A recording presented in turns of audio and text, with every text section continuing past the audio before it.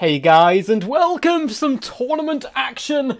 And when we get kicked out of said tournament, some quick battle games as well. Should be a good fun time all round. And I'm very excited to bring absolute madness and glory to both the old and the new gods. Should be a good fun time. So we'll hop in here and let's have a little look at our first opponent. It looks like it is going to be the mighty Rusky Jim. I think I've played Rusky Jim before. I think he's a relatively solid seasoned player. I think he's played quite a few tournaments before. And we're playing in Logic's Battle Mania Season 2, Week 3 right now, which is some pretty exciting stuff. And we've done pretty well in this tournament before. We do tend to meme the later it goes on in the tournament, once we've got 1 or 2 games under our belt. So let's hop into Discord quickly, see if he's all ready to go. Looks like he wants me to host, which is all good for me. Oh, sorry, I've seen the ref is saying something different about the rules than I think is true. We'll hop in there and we'll figure out the pick and ban system anyway in a bit. Let's hop these guys up. So there's going to be the Rusky Duck is going to be our little lobby here. Yeah, I'm very excited. What's up, guys? How are you all doing today? Ghosty says, cry havoc and let's slip the ducks of war. Man, there's been so many duck things recently. I'm generally tempted to rewrite parts of the end times and just include ducks randomly and like see what people think. What's up, CJ? How's it going? For the mighty four Polanders here as well, and the Dutch flavor. Bonjour, he says. I think that console will catch salmonella like that. Oh, the picture, yeah, man. Yeah. Rusky Jim off Clan VM, so he probably knows his stuff. Hey, man. I think the map was Eschen, but I will double check. Beep, beep, beep, beep. Of course, I will let chat influence my picks as well. Cool, yeah, so it looks like we're top bracket, I want to say. Yeah, map is Eschen. So we're going to get to pick 3 factions and ban 2. And then my opponent will have to go from there. Sup, my guy? How are you?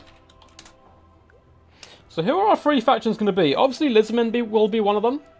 I've been playing a lot of Wood Elves recently as well. So maybe we'll include some Wood Elves. They've been bringing some really good, fun, aggressive like Wood Elf builds to the table. So I think Lizardman, Wood Elves... I want to say the Dowie, but I don't know how good they are in that kind of situation. I think going something like Norska, who's very kind of good covering all bases, might be worthwhile. So Lizardman, Wood Elves, Norska seems like a good pick of 3. And then we get to ban 2, and I'll probably end up banning Skaven and Greenskins. He could pick Vampirates then, if we did that, and ban Norska. But I think that's fine for the Wood Elves. I think it'll be a good fun one.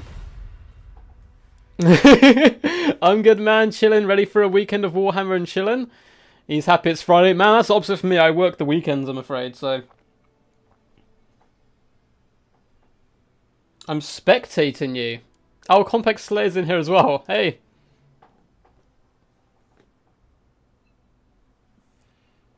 On time today? I'm on time. I'm normally on time, I think. Oh, you mean you are? Yes, you made it at the very end last time. I believe. Can you say something about Gorok in multiplayer? Does he have Grimgore Syndrome? I think he's relatively solid in a few matchups. He's pretty good in like facing dwarfs. Basically, any faction you're worried about him getting, like your lord getting sniped, bring Gorok because he's disgustingly tanky. I think he's a little bit niche though, and clearly not as good as someone like Mazdamundi or even a Krokgar, but he's kind of like in the mid tier of the Lizardmen forces, I think. So I pick 3 and ban 2, I think.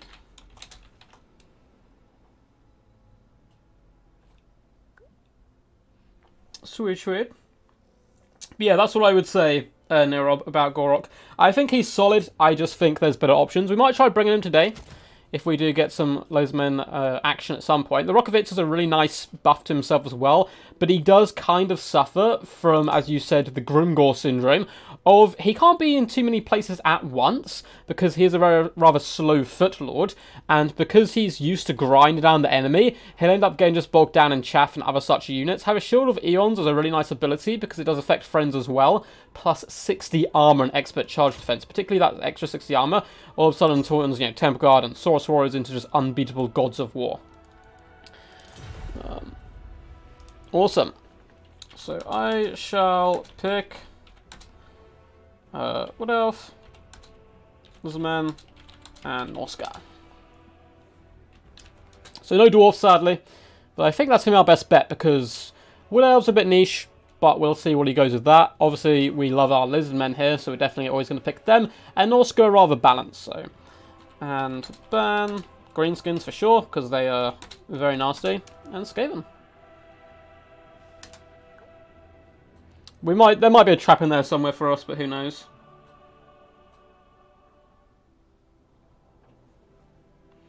I have not done one multiplayer, but my favourite Legendary Lord is Tic-Tac-Toe for campaign. Well, Thomas, Tic-Tac-Toe is a very cool Lord. He's very niche, I would say, but he is very cheap and very hard to kill in multiplayer, and that's kind of where it comes in from. Like, you do see him occasionally in a few matchups. If you don't want your Lord to die, but you want him to fight, you bring Gorok, because he's very tanky. If you just don't want your Lord to die straight up, you just bring Tic-Tac-Toe. You can take him as naked as possible, and all of a sudden he only costs 900 gold. He's disgustingly quick, 110 speed. Basically, nothing is going to catch him, and you can just dart around hunting down wizards and other such units. We actually brought him in this tournament in, I think, the grand finals, I want to say. And we tried sniping out Durf with him. Apparently that didn't go too well. I haven't done the Marcus campaign, Hank, but I'm pretty excited. And Mandrucci are really good fun. Complex Slam, afraid may have to kick you out of here just for fairness of peace of mind as well of both myself and Rusky Jim, because it will help with lag and other such stuff. We'd rather, like, you know, keep the lag to a minimum and all that stuff. Norska are Lizardmen with beards. They're very good at Russian. I think they have less terrible matchups than Lizardmen, less good ones as well. But they're pretty solid balanced. Yep. So you ban one of my three. Then pick. So I'm not sure who Rusky Jim plays. A lot of the VM guys tend to have, I think they train a lot together, so they have relatively similar builds. But to be honest, I'm not too familiar with them. We've had, like, you know, Crablan and Tank and so forth go really far on Death Before Dishonor tournaments, but I'm not 100% sure what he'll be bringing. But it'll be interesting to find out and see.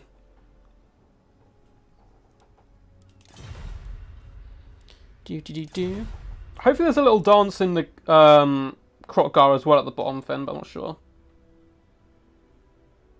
Yeah, it's just in case, man. Because it's not that your computer or internet would be bad. It's just that if you're connected from different parts of the world, I don't know where Rusky Jim's from. Judging by his symbol, he's Russian, and most of the VM guys are Russian as well, so just want to leave that to a minimum.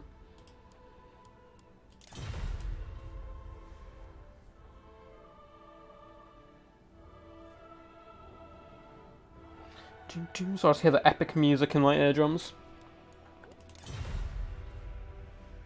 I don't want to ban lizards.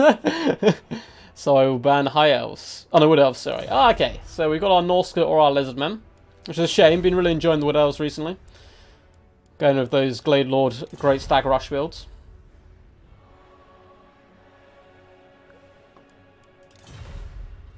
Whoa. Greenskins, no. Wait, I banned greenskins.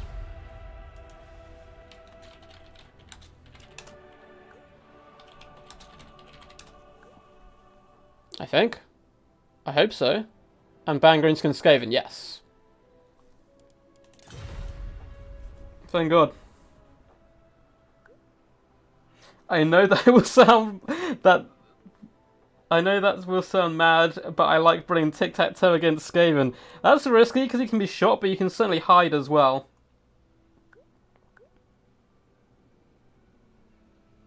The Lizards, indeed. Bring in the Dino boys. Yeah, the Warlord Lizards can be a big pain, but Tic-Tac-Toe can certainly fly away and hide.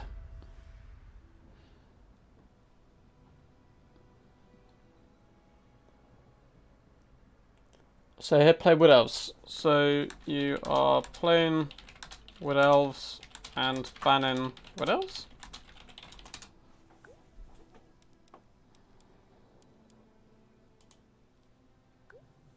Yes, sir. Okie dokie. Well, I guess we'll go Lizardman. I actually hate this matchup in general for both sides, because it's basically a load of Glade Guarded Starfire Shafts trying to kill Bastillodons. But I think we probably have to go for it. I think. I don't know what my Norska matchup is like in this. Pretty solid. You just rush them. If they've brought Durfee, you kind of just javelin him to death. So I think the Dino life for me then.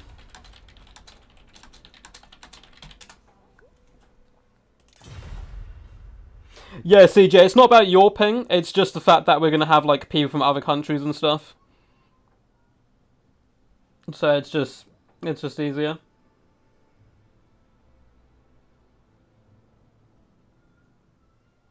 Once the two on the floor, everybody dance the dinosaur. Well, we're going to be bringing the Dino Boys. Let us quickly pop up our little blocker as well. Boop. Oh, no peeking. And we'll try to figure out what we're going to do here. I don't have to try and just do something a little bit different and weird. Or if we go with like the standard meta.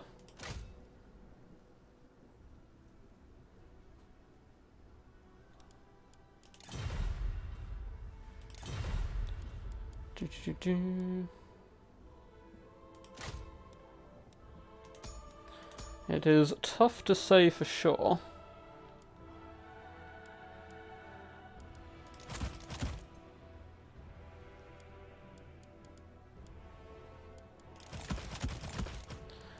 Let's try and figure out. I think going very wide in this matchup can be pretty beneficial as well to the Dino Boys.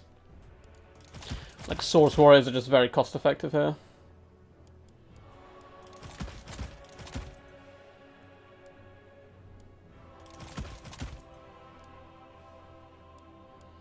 Something like this is looking pretty tasty.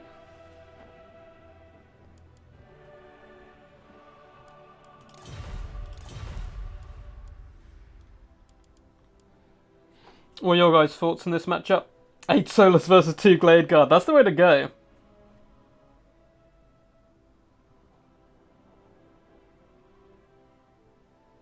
The Uno Reverso. And I would love that. What's up, Syed? How's it going? Hope you're all good today. And Venjay as well. The meme god is watching and judging, Ducky. Oh no. Oh no, the meme gods are watching. Okay. That means we're going to have to switch this build up a little bit, I think. Let's bring something a bit more cool.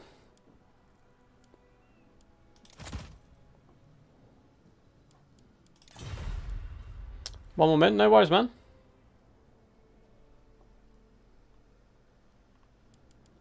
Yeah, Complex Man, if you could hop out the lobby, that'd be really appreciated, my dude.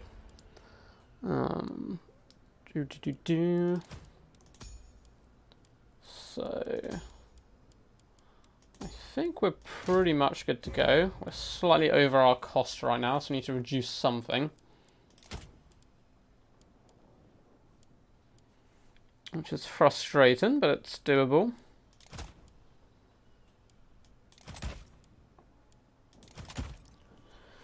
Oh god, is this going to work or is it going to fail horrendously miserably? I guess only time will tell. I feel like we should just go traditional, but we're going to go for a mix of the two.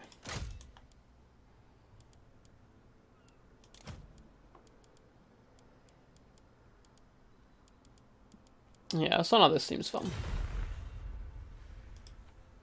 Thanks, dude. Thank you, by the way, for hopping out there. It is much appreciated. It just saves, like, if we load in and then there is lag problems or stuff, it's just always going to get brought up, you know. Ready when you are, champ.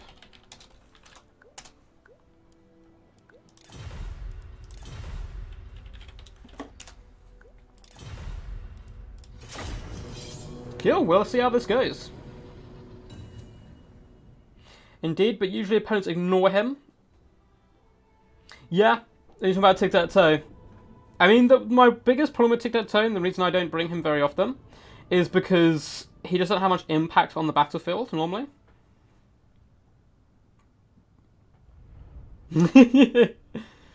Wood Elf's going to be like, oh, arrows shall block out the sun. And Duck is going to be like, I made my own sun. Beams of Doom. Well, we haven't brought too many. Let's get rid of this Xeno Pecan. So we have indeed brought one solar engine, which I feel like realistically, if we were going super serious here, you'd bring two. It's definitely kind of worthwhile, but instead we've also brought a sneaky unit of salamanders into the mix to add a bit more flair to the build, because apart from that, it's some pretty standard stuff across the board. But yeah, I like the little Umbral Tide here, because, I mean, they're so much fun to use. And looks like my opponent has gone probably relatively quite serious, I think, judging by his troop count. But these bad boys can certainly do a big number over cavalry and so forth if we can pin them in. And of course, we have brought the leader of the Lizardman faction, the mighty Zlak, down here. Let's give him a little neck rub. Make sure he's doing all good. His tusks are so freaking cool as well, their little designs. And Mazdamundi, of course, sitting up on top. So it's going to be a fun one. Let's take to the hills. Get our forces arrayed. I want to make sure we have some of these boys on the flanks just so they can counter-skirmish the enemy. Couple of chameleons, only two. No 5 units of chameleons here. No siree. Let's get you bad boys. And then we do have the fire leech bowlers as well, just for a bit more flair. Ooh, we can't really spread out properly, which is annoying. We'll have to be careful from the off and try to make sure we don't get caught. If there's RL, we have to be really careful of Tempests and stuff. I think we're going to risk... Nah, we'll leave you there. We shall leave you there. Let's take those guys off. Our mighty fire dinos. But it's all good. If we do lose this one, it is no worries. We will simply hop on some quick battles. I may even just open up a lobby, and whoever wants to join first can kind of hop in and play. Tidito does indeed lose to Tempest. In certain matchups, people really do bring Tempest as well quite a lot, because they're scared of Pterodons. Let's add you guys here. Ready one? You are! Let's rock and roll, bud. Good luck, have fun. So who's your money on, guys? Do you think we're going to be able to pull through? Or do you think we're going to be able to get stomped here just by blotted out by the number of arrows? It's going to be pretty scary, I'm assuming, if he's brought the traditional bucket ton of Glade Guard. We're going to have to be real careful of our Pterodons and Fire Leech Bowlers there, I think, to do some damage to him. So we'll gain our main forces and start the advance. Looks like we do have some trees. We have Durfu and an insane number of the mighty Glade Guard. So basically, the just full meta, I think. Yeah, Wild Riders, Durfu, Glade Guard into the sunset, Dried front line. I like it. I like it. So let's move you over here. If we can get a sneaky net off, I'll be very happy for that. We'll see. Looks like he's not biting here, unfortunately, which is understandable. So let's start going after those Glade Guard a little bit.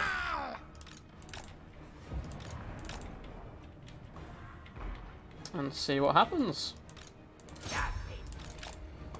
Let's get you ready up here. Let's fall back for now of our range. Try to net these guys if possible. Let's get our Saurus engaged. Fall back with you a little bit.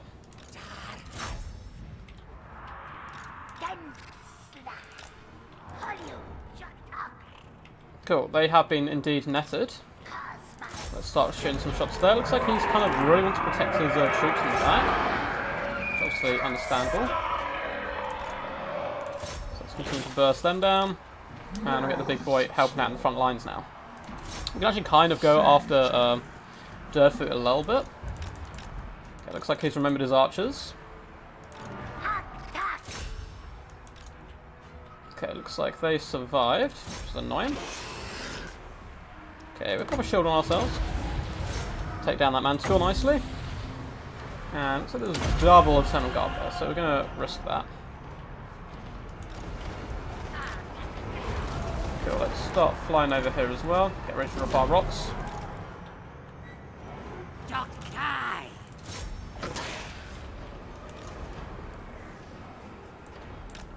Let's try to get some rock drops here, but... Oh, come on, lads. Start moving. Come on, come on, come on. Fly, fly, fly. Flap, flap, flap. The other unit did dive, unfortunately. Let's fall back with you. It's not going well. It's going pretty poorly, I'd say. Trying to lower his stats, though. We can start pushing on a little bit to start putting pressure to his archers, which is good news. Let's just keep flapping around and keep annoying him. Looks like the salamanders have been dealt kind of a killing blow by this point, which is disappointing. But we are taking down Durfee. The double dino threat is a powerful one indeed. Start flapping around. Let's drop some rocks on them. Keep applying pressure. Okay, forced off one unit. So the Saurus advance shall continue. Durfee obviously no match for the mighty Zlak. Have we thought about anything? Let's just keep retreating with you.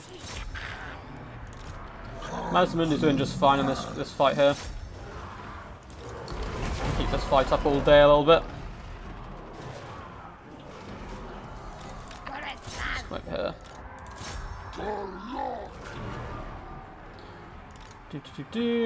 See the next curse to appear.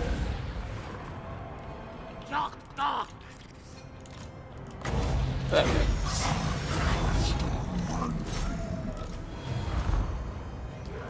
Okay, ourselves up a little bit as well. A lot of his Glade Guards starting to get shut down. Okay, we've saved both our chameleons. That is useful stuff, so they're going to start floating over here. Skinks can continue to chase off fools. We'll keep applying pressure here. Nope, Lord Mazamudi has been dragged away from our Bastildon, which is not good news whatsoever. I'm going to use the first Ruination down, just get rid of some of these Eternal Guard.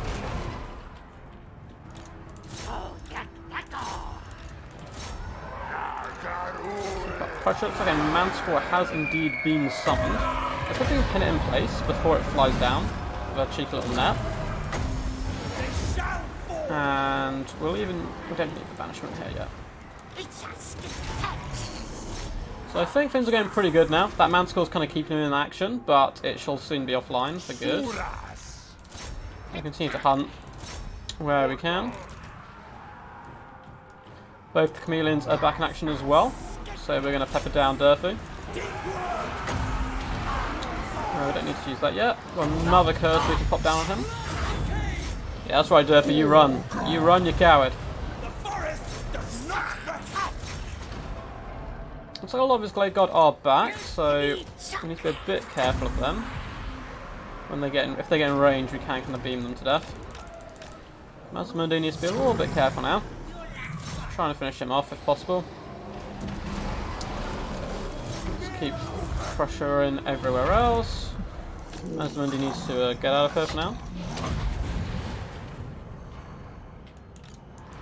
Start wheeling down those Wild Riders as well. Kill! Man, Manticore summons so strong. It is so nice.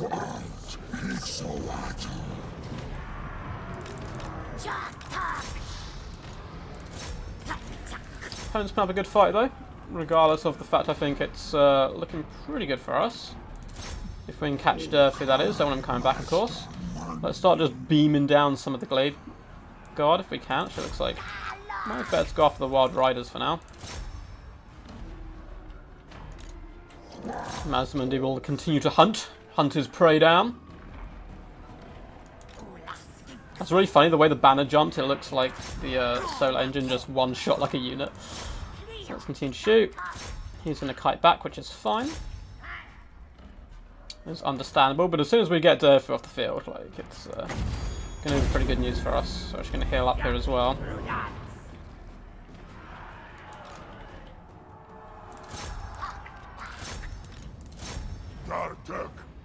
Poor little Pterodons up in the sky being sacrificed, but Chameleon's going to fall back now away from the Wild Riders, so we're poisoning them, slowing them down, plus the blind effect's now going to come in from the mighty Bastillodon, and yeah, it's just going to be the death by 1,000 steps as Durfu continues to leg it. But we have a Banishment left, we have a Ruination left, it's going to be really rough for the blob of kind of archers to do anything. He's trying his best to kind of, let's finish off them. He's trying his best to kite us and kind of shoot us from different directions, which is all good news. But eventually, it will be the death of him, I think. Chameleons make it run over there as well. But with Durfu down, it's just like, what, you have nothing now to protect your archers. So Chameleons can continue to kind of run this way. We can start getting some shots into them as well. Looks like the Wild Riders are actually spent at this point. And you know what? We're going to pop a cheeky little heal on ourselves.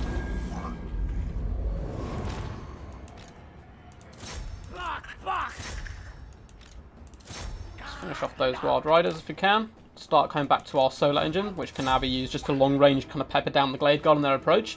And at the end of the day, Glade Guard will beat the Bastillodon, but they're going to take so much damage on the way in, it's not really going to save them.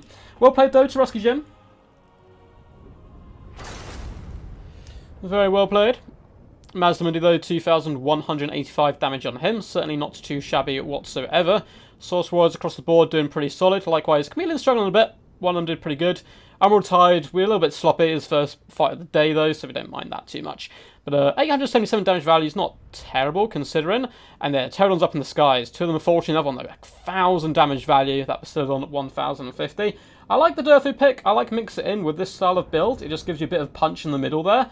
But unfortunately, the Wild Riders kind of got caught on the edges and the Glade Guard a little bit forgotten about. If they'd engaged early on, I think it would have been a bit more of a closer fight. But GG, very well played, man. Honestly, put on a really good show.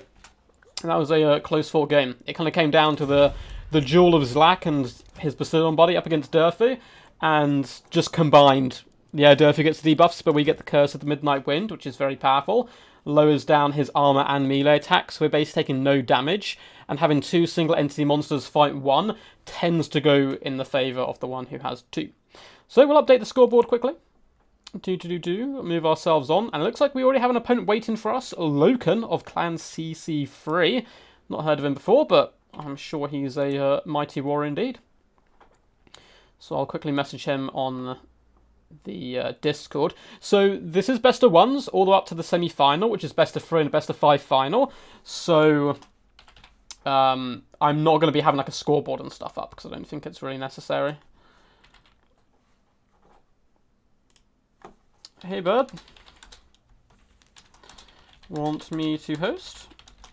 What do you guys think of that first one though? Raw, bork bork, indeed. Dinos all round. How's it going? How's it going? Quack quack, Mr. Logic. We having fun in your tournament so far? I'm sorry he bought Durfu. I just bring High Spell Weaver on Eagle. I think that can do rather well. Of course, you can be caught out though by Slans with Tempest.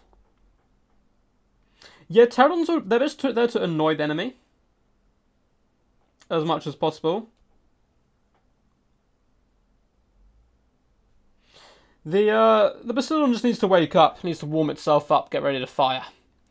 So I'll open a lobby with my opponent's name. And it is Loken. Cool, cool.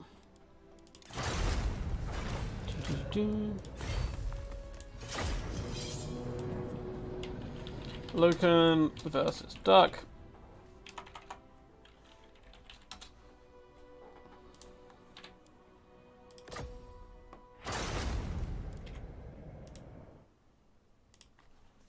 Awesome. Lobby's up. And it looks like the map we shall be playing on is a Starlian Tomb. So a rather small map here. We've got quite a few of the DVD guys representing today. Papa Palpatine is here. Poison Ducky's here. It looks like Cap Tellus as well. Cap Tellus and Papa Palpatine have won their first rounds. Poison Ducky was into round 2 already. But it looks like Poison Ducky and Papa Palpatine will be facing off against each other, which is some very scary stuff for both of those guys. Sad day as well, of course, for us DVD guys as they fight amongst themselves. So let's get Starlian Tomb rocking. Complex. So my dude, there's a slot needed for our opponent man. So you can't really be joining lobbies during the tournaments, I'm afraid. Because again, yeah, it messes up with lag and stuff and slows down the process.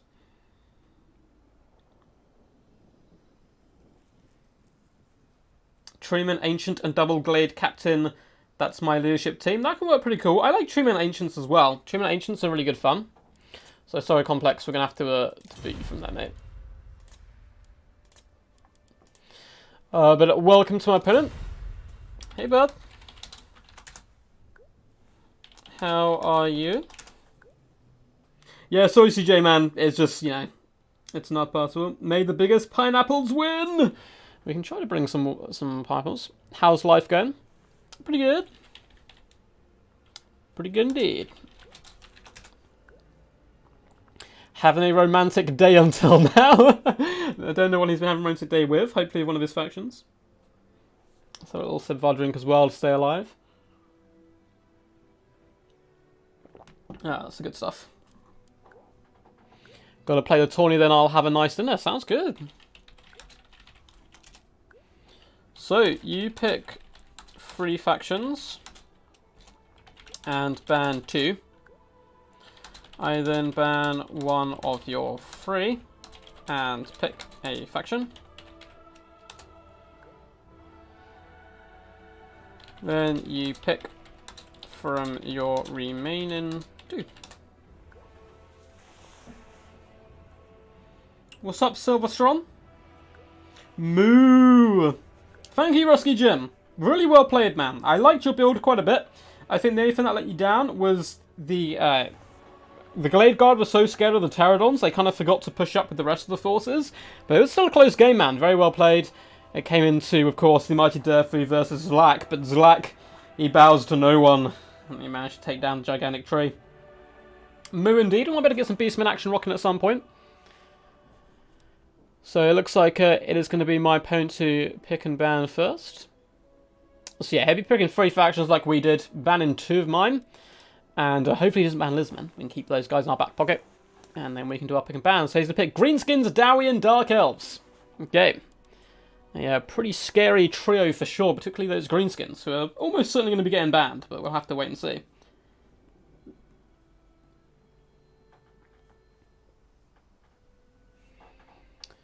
We'll wait and see.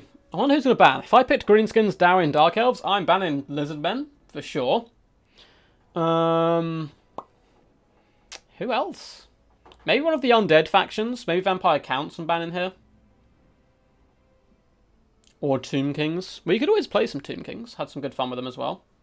I'm tempted to do some Dark Elves at some point. I had a really good fun time with It's Current Year on my stream yesterday, where he brought the Helebron and did some like disgusting damage. She took down like 2 Tomb Scorpions and half of Cetra's health.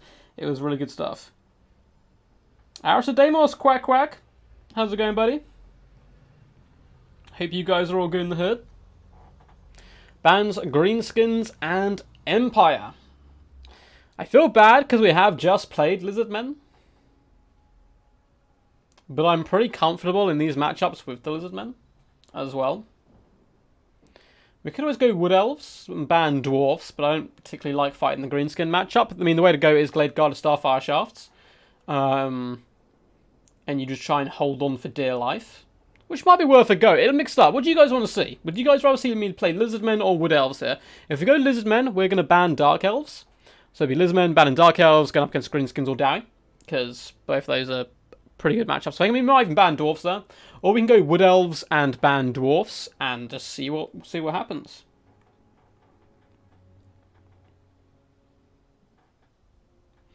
Oh god, Aristo, I love the duck enthusiasm every time you come in, but every time there's not a mod, I'm like, no! Like I've caught you between games, my dude. So, we're gonna have to do the traditional. Yeah, sorry man, we can't have like other people in the lobby, I'm afraid, in like tournament games. I love you, Aristo, I love the enthusiasm, every time. But there's a couple of you who can't obviously like spamsy ducks. Clearly you should go Lizard Elves, oh god.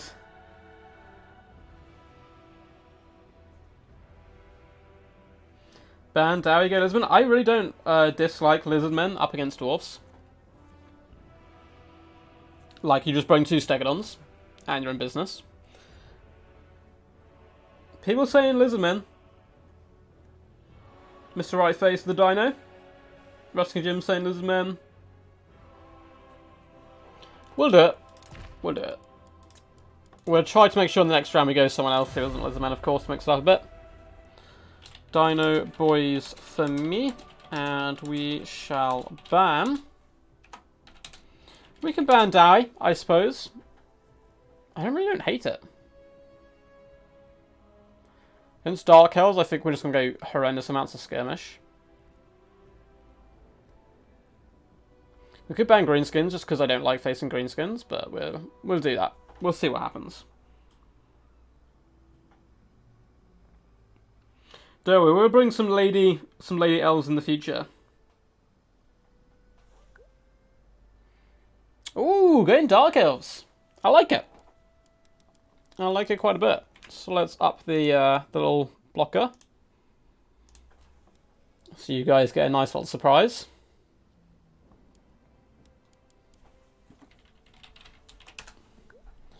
And we'll think about what we're going to do here. It's a pretty fun matchup.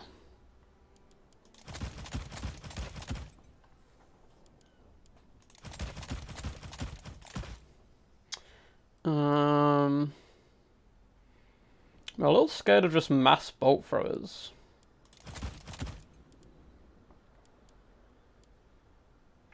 Which can always cause us horrendous problems.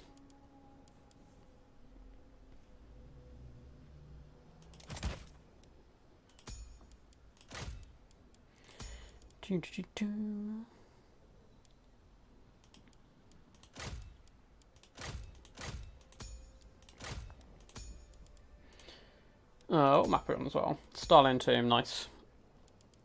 A nice map for it.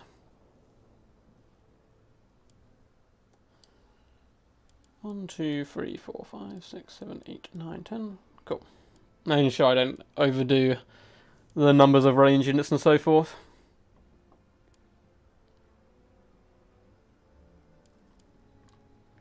Let's include some of these. And I think we're basically ready to go here.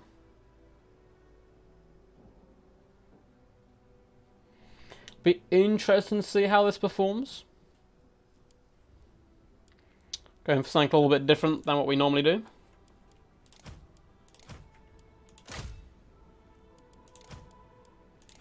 Which can either tend to madness or brilliance. I tend to veer towards madness most of the times, but I think the Book of Falcon says go as wide as possible. We're up against Dark Elves, or up against Dowie.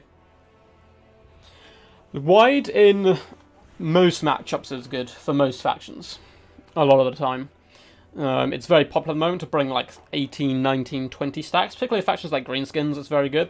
From the Dark Elves in this matchup, you do need to bring a bucket ton of armor piercing. I'm a much bigger fan of Shades in this matchup than I am of those pesky little Dark Riders. And particularly, just go Dark Shard, like a bucket ton of Dark Shards as well, can be really scary.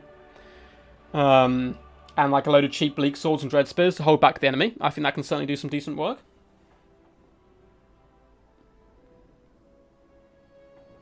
Is this the League of Extremely Sexy People tourney? I mean, it is. It is. I've managed to sneak in under disguise. Luckily for me, because they wouldn't let me in. But I've dressed up as a duck. And they haven't figured it out yet.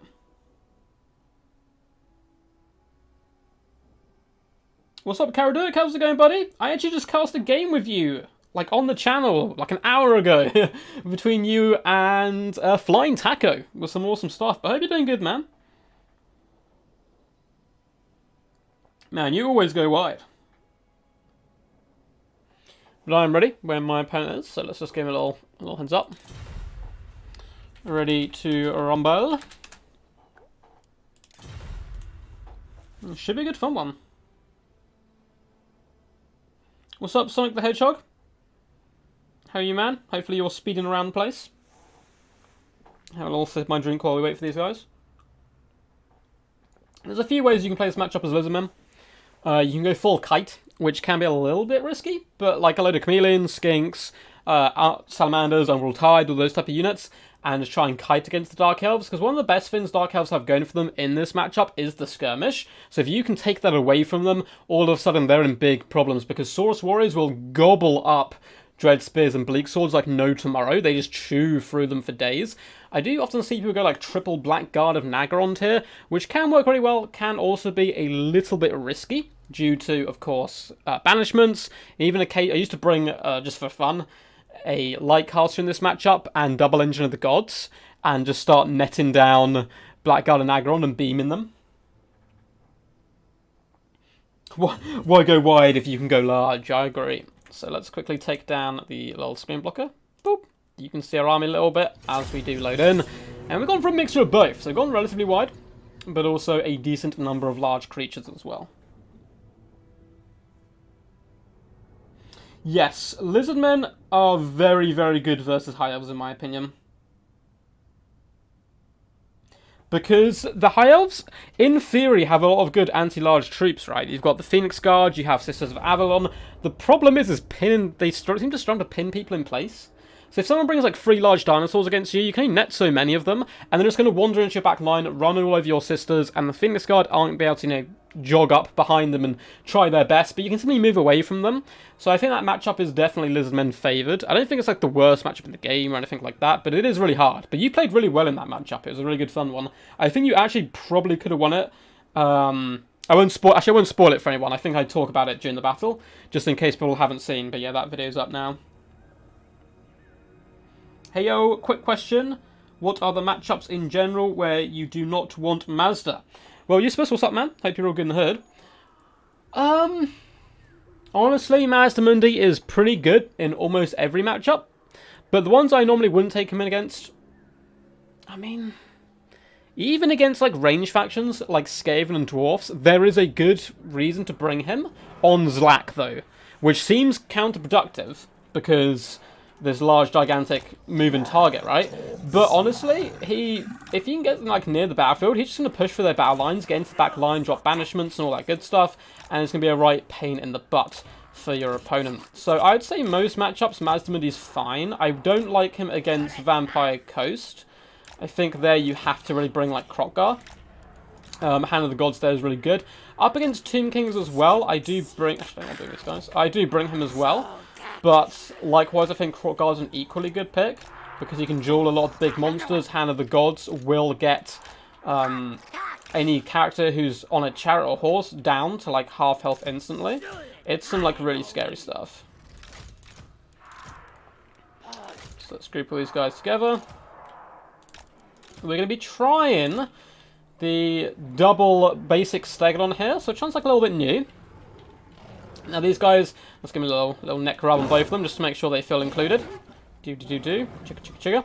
These guys are actually pretty good against enemy cavalry, I found. Now, if my opponent has gone, he's gone very small. If my opponent has indeed gone a load of bolt throws, we could be in big trouble because I don't think these Stegodons, people say they have quite good accuracy. I've never seen them trade well into bolt throws, unfortunately. So we'll have to wait and see how that goes. But if my opponent's got anything but mass bolt throws, I think we're going to be in relatively decent standing. So let's group you guys together, let's group you. And fun fact of the day, Slann can hide in trees. So these big fat toads, I suppose they are masters of the swamp, and they can actually hide in these things, which is pretty useful and funny. So I think we're good to go. I quite like the build. There's going to be a lot of javelins and blow darts thrown at our enemy. Balance parity is dead even. We are outnumbered, but that's fine. Yeah, Krokgar can bring a lot. The problem is Mazda Mundi is just very flexible. He's got a really good set of spells, and this is the main three I tend to bring, but all the spells have their own merit. The Curse of Midnight Wind is really lovely for those big box fights, Net of Amantok and Apotheosis, and what you'll do in this type of situation, say my opponent has a Hydra or something, and it pushes through the back line. A Hydra 1-on-1 is going to slaughter a Stegodon, but if you get both Stegodons ramrodding it, plus the Curse of Midnight Wind, all of a sudden that's a good engagement for you. And Stegodons have one thing going for them, which makes them really powerful combatants, and that is a hefty 70 charge bonus. It's very important you charge with just Stegodons rather than get charged, because this is massive, and they can all of a sudden start, dragging down dragons and other such units. But yes. Quack, quack. What's up, Bowmore as well? Rubberduckosaurus. I really look forward to Dark Elves versus Demons in Game 3. Oh, that's going to be cool, man. So, let's say good luck, have fun. Let's rock and roll, my dude. So, we're praying for no bolt throws. If it's a single bolt thrower, we are going to try and counter skirmish with the Stalons. If there is more, though... Oh, he's got one. Okay, we're going to try it. We're going to try it. This could go absolutely abysmally wrong. But we're going to try it.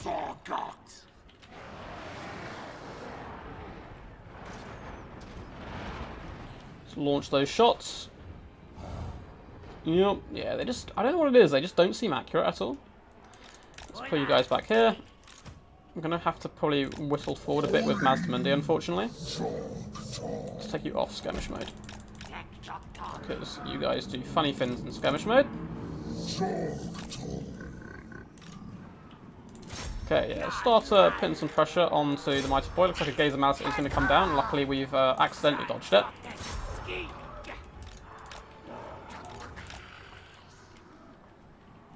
Cool, so we're going to pop an early shield here as well. Just on the Stegodon. It looks like his bolt thrower is down now. Let's fall back with you guys. No need to overextend.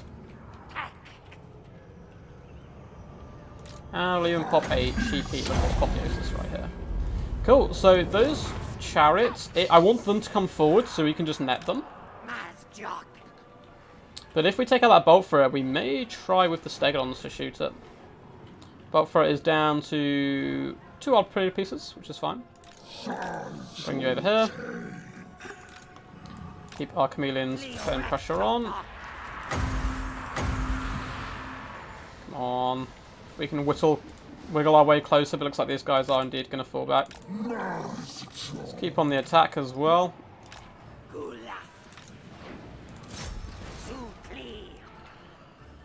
Bolt thrower... Yeah, we're not being very accurate. This is kind of my concern.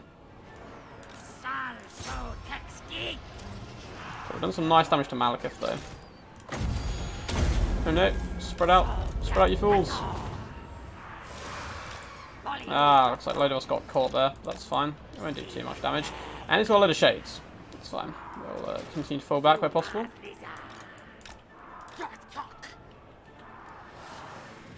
And the bolt thrower still has 2 left fighting. But we still have both of our Bastildons, or Stegodons I should say, doing some good damage. Let's track those shots so we connect some better thing. Ugh, we're missing so many. It's a little depressing.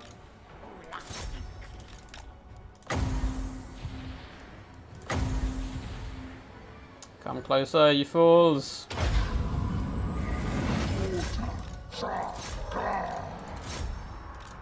Let's start throwing all our javelins over them.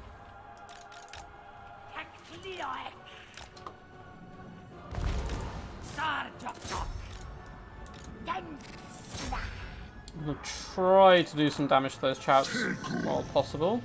Bolt throws down to 1 artillery piece. I don't want to finish it off though. Let's get you guys hustling your booties over here. Cool, the bolt thrower is down, so let's start focusing on the squadron of chariots. Fall back with all of you. The skirmish game shall continue.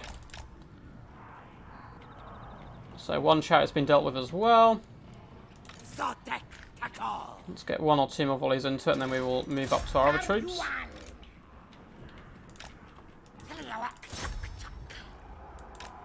Let's fall back with them if possible. Cool, let's actually shoot into Malekith for a little bit. So if we can do any decent damage, and let's really start panning these guys down.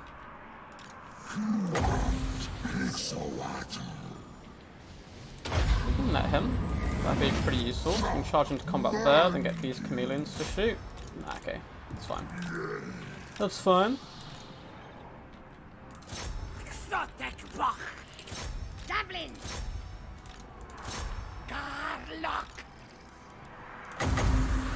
See if we can net these guys.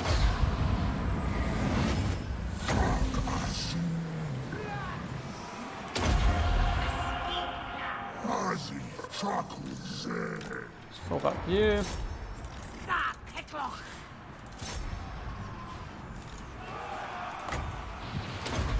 Drop that there. Start pushing back those shades. So he does have some of those nasty boys as well. The pesky shades. So we're going to try to do as much damage to them as we can. Went for Malekith to land so we can really get our boys in the war.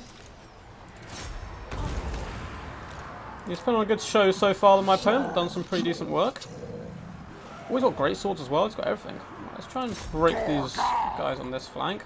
Let's get all our chameleons peppering down there.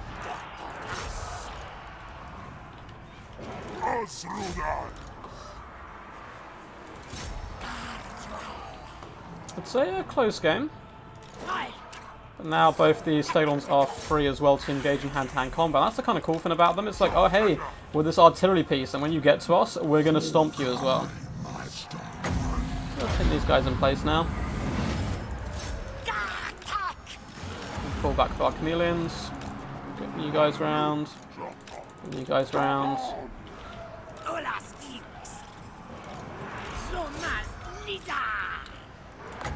On you. Stake on that there.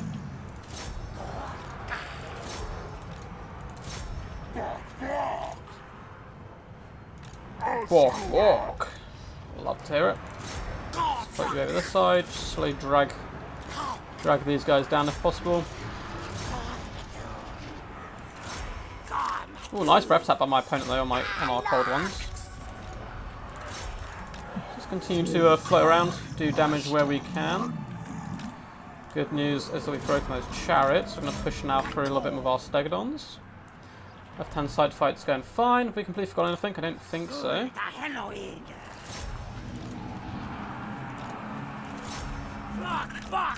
So a fullback here, we're taking a ton of damage.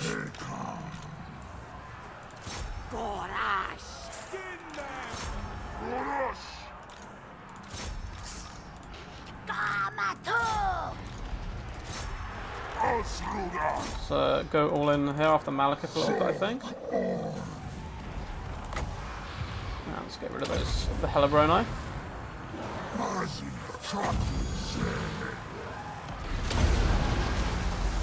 going to try and heal ourselves up. Get the chameleons going here. Cool.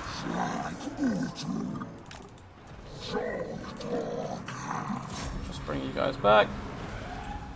I think Malekith's pretty much done for at the moment. I'm just going to keep chasing the shades because I want them off the field. Hopefully we can break Malekith there as well. And I think all round, get some javelins onto the Black Guard. We're looking pretty strong. Malekith has broken. I'm going to continue just to push these shades off because they're one of the few things which can kill our Stegons left alive. Get these guys rushing into the back line. Oh god, this is the problem with Lizardman Cav. It's a rampage, it's like, you know what? Black Guard, Magaron, Giant Halberds, they look a tasty treat indeed. I'll actually support you guys a little bit. But I think that's going to be GG's. Well played to my opponent.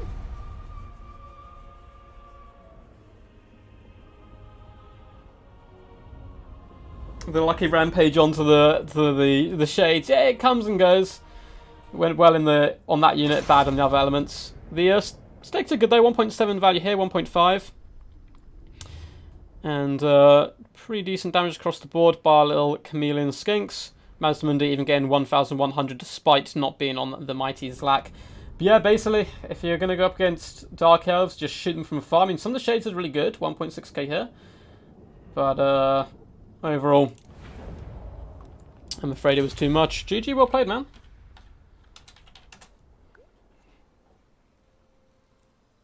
The Lizards are undefeated, says Awesome Rhino, of course. I mean, the double shades I think were good here as well. The one bolt throw is obviously a mistake. Yeah, Hydras have like problems with leadership, so I agree. I do agree. Yeah, I knew about the map. I still wanted to try it out a little bit. Woof woof, what's up, happy puppy? How are you doing today? No one plays Rakaf? We had someone play Rakaf yesterday. Oh, I think that might be an off-stream, actually. Which is a good game, which maybe a cast if they send in. I believe Stormrunner played Rakaf really well. So we're going to update the bracket now. I think we're going to start running into trouble soon, though, because we're either going to be up against Caraduk or Lunacy. Both very talented players. Although it looks like we may have to wait for that. It looks like they're already playing it, though. It's best of one. So we'll chill out for a couple of minutes. If they're not ready, in those few minutes, we'll do a quick battle while we wait. But I can link you guys to the bracket so you can see what's going on right now. There we go. No, this isn't Intensity Ladder, Happy Puppy. This is a tournament called Battle Mania, hosted by a guy called Logic. And there's a link to the challenge page. Also, Kaiser, don't worry, man. You've just missed the first 2 rounds of the tournament. We're still going strong. So we should be doing, yeah, it's been good fun so far. Yeah, the Dreaded 12 range Lizard build, Noob for Life, is strong. It's very strong. How do you click and drag on units? So you left click is to click on them, and then you hold right if you want to like set a formation. So let's pop into a custom battle. Oh, what's up, Complex Slayer? I'm actually just going to hop out now into a custom game just so I can showcase this. So let's just load in with whatever we have and I can show you quickly.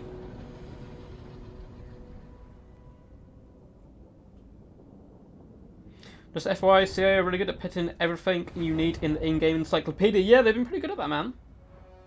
Bet you're going to fight Lunacy next, most likely. Lunacy has been the bane of us, actually, in tournaments. But yeah, all you got to do is you left-click a unit, and then you right-click to move. But if you want to make the formation thinner, you hold right, and then just move it a tiny bit. You can see the little, it's probably not the best map for it, because we are on sand. But you can see these little yellow arrows. That's the direction your guys are going to be facing. So you can go real tight box, which is better. I mean, this is a skirmish unit, but it's better, for example, if cavalry is going to hit you, or if you want to delay the engagement.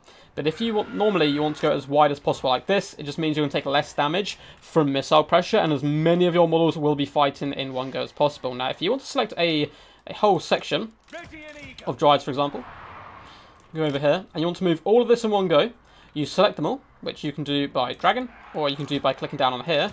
And if you click one unit and Alt and press the other, it'll do all the ones in between. Simply hold Alt, left click, and you can now move, and they'll move in this formation. So you can't do anything fancy, but these guys will now move forward and move backwards and so forth. There's a few other ones, which I can't remember off the top of my head, which I should learn a bit better, where you can like set routes for units and they like wiggle around and so forth. But honestly, just with those basic ones, you'll be fine getting yourself into multiplayer. Look at these glorious boys as well, the Great Stags. Oh, such a cool unit. Such a cool unit. I've been using these guys a ton recently. But yeah, let's hop out of that. But yeah, hopefully that was helpful. I've been training Aristodemos. I'll soon be ready to face you. Oh, in chess. I saw... So, Aristodemos. There was a famous chess player, and he got chased away by a duck the other day. So I don't want to say ducks won, chess players nil, but I did see that some famous chess player got kind of like squared up to by a duck, and the duck drove him away. So let's have a little look now at Battle Mania. So yeah, Lunacy versus Caraduk is still ongoing. We're going to be on Pillar of Bone, which is a pretty fun map. Other people left in, looks like Void Lols has managed to get through to the round 3. Now, if we do win this round, I think the next rounds will be live streamed. I think. It depends on time, because the host's actually at work, so I think Jay Phoenix is running his tournament for now. Hopefully he'll be back by then. So Void Lols versus Bowmore in round 3. Papa Palpatine, our boy, has got through, but unfortunately he did have to beat down Poison Ducky to get there, so it's a sad day for DBD. Bob Tresh up against Felix will be his opponent. Talcor and Dr. Jellyfish have both got through to, again, pretty solid tournament players. And Lunacy's a scary guy. He does seem to main vampire counts. I can't remember what else I've seen him play. Vampire counts, probably Greenskins, I'd say. He's a very solid tournament player, but he will be picking 3 factions first and banning 2. So it'll give us a good little idea of what matchup we're likely to face here.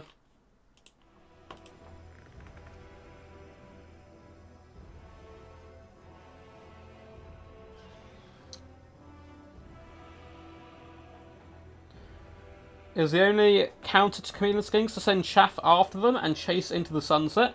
That is one of the best ways to deal with chameleons, for sure. You can shoot them and chase them down, so Noob for Life is correct. They don't have the most HP now. The missile resistance is pretty freaking annoying, but don't let that deter you from shooting them. You can still do some pretty big burst damage to them. At the end of the day, they're still little skinks despite the missile resistance, so you can do a lot of damage that way.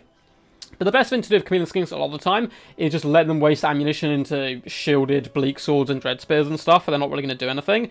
But if they're shooting Malekith, for example, on his dragon, they're going to tear him asunder, and that's kind of what ended up happening there. We had played a real patient game and just got the damage we could with our Stegodons, and then we just threw javelins, and that's kind of the problem there with the Blackguard and Nagarond and the Hageneth Executioners, is, yeah, they can kind of push through to our front line, but at the end of the day, they're going to be killing skinks, getting no value, and the entire time they're getting shot in the face by blow darts and javelins and all kind of naughtiness.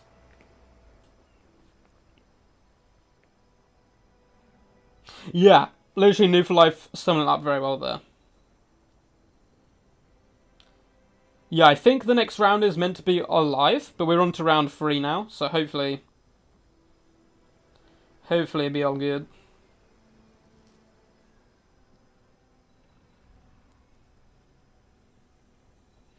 Against Dark ban Lizards, Dwarfs, or Wood Elves? I don't even know what my best factions are, apart from Lizardmen. You certainly want to ban Lizardmen if you come up against me, because that is my number 1. Unless you think you've got a strong matchup there, and you try and bait me into it, of course, which is certainly a way. I do like my Dwarfs a little bit. I'm not the best Dwarf player, but I do quite enjoy playing them. I'm also relatively slow with Norska, just because they're good balanced across the board. And yeah, I've been practicing Wood Elves a lot, having some good fun with them, trying some new styles of play as well, where you don't just kind of bring Weight Watchers or like Durfu Doom boxes with Glade Riders. So Wood Elves are certainly good fun. I didn't mind playing Warriors of Chaos as well. I don't really play the Undead factions. You don't really have to worry about me with Undead. I'll very rarely play Skaven, but occasionally. Quite like High Elves. I don't really play Greenskins. I sometimes dabble in Empire and Dark Elves as well. Dark Elves can be really good fun. If we do go Dark Elves, we're probably going to end up bringing Crone Hellebron, because we've been inspired by my last stream, where on horse I think is the best way to take her. She does disgusting burst damage. She really can with all these buffs and debuffs. Sorry for delay, my opponent has just woke up. We're discussing with J Phoenix. Okay. Well, if you're not playing yet, so I'm either up against Caraduk or Lunacy. So if he's getting disqualified for being late, because I'm assuming he's been more than 10 minutes late, and it looks like you've been popped through, Caradok, then we can play now. If you guys are going to play your games, I'll go do a quick battle while we wait. Double Necro Knights, double Sneaky Snakes. Man, the Sneaky Snakes are scary. Snake Supremacy. Caradok's going to be a tough opponent. He's going to be a tough opponent to drag down. But it looks like most of the quarterfinal matchups are getting underway. Palpatine's waiting for opponent, then just us as well. So I will message Caradok in want me to host. I'll make a lobby anyway. And we can get him in when he's good to go.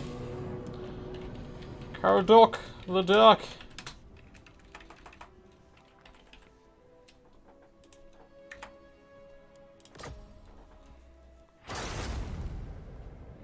The Snake Supremacy. Man, yeah, Tomb Kings are pretty scary. We had some cool Tomb King builds in yesterday's tournament as well. Awesome, so it looks like we are going to be up against Caraduk here on Pillar of Bone.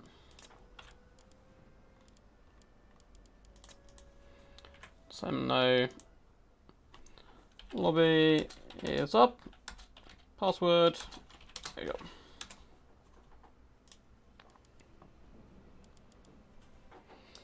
We'll have to wait and see. Duck, we need to face your Lizards versus my Tomb Kings at some point. It's a really fun matchup all round. Traditionally, people just go like triple...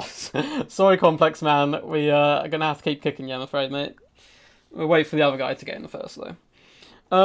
It's a pretty fun one. I actually don't hate it for Lizardmen. A load of people brought it in the WWC to counter me.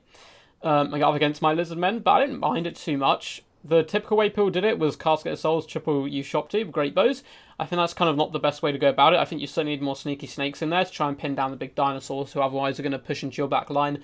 Likewise, sneaky snakes need to be a bit careful because they can end up just getting jumped. For example, yeah, they're bonus versus large, but if Krokgar isolates them and it's just a one-on-one fight, he'll rip them apart in seconds because they're not hugely tanky. So it's a good fun one. I'm definitely down for that at some point. Let's a 20 stack next game, no matter the matchup. Oh god. All asking. I mean, we've played two Lizardmen, but our opponent may end up banning Lizardmen. Sure. So I'm just going to get him my friend list. Or add him to my friend list. So, add a friend.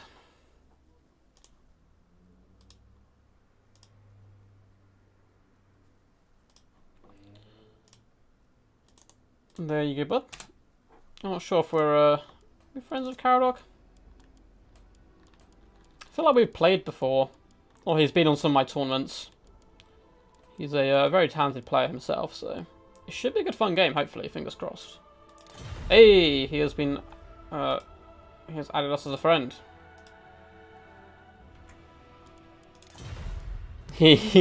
Quack. So let's invite the boy. I don't know who Kaldor mains, but it's another VM player we come up against. Yeah, exactly, puppy, exactly. But people go for it. People go for it. Tank managed to beat me in that matchup, but it is Tank, so I don't mind too much. Because Tank is an absolute beast of a warrior. I don't think it's that terrible. I think it's maybe not amazing. Blackthorn coming in like an absolute boss. Toss those bread for the duck gods. Push the likes. Yeah, if you're enjoying, feel free to hit the big old thumbs up button. It does help push the channel out to more people. And if you'd like a little fancy icon like Blackthorn has, I believe you can drop that icon as well in chat. If you press the little join button, it will run through how you can become a member of the Royal Duck Guard and all that good stuff. I think that only pops up if you're subscribed though, but I'm not sure. I am not too sure. Password 123. It's a lot more chill, I think, when my opponent has to pick 3 factions and ban 2, because part of it is kind of out of my control by that time.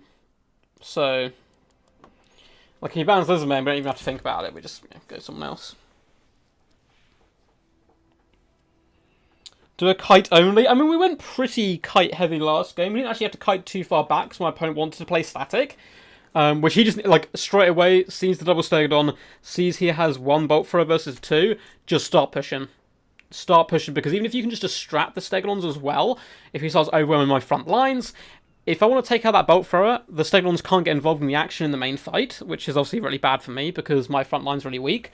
So I think he just had to push and start getting real aggressive. No worries, Kodak, just saying he's restarting his PC.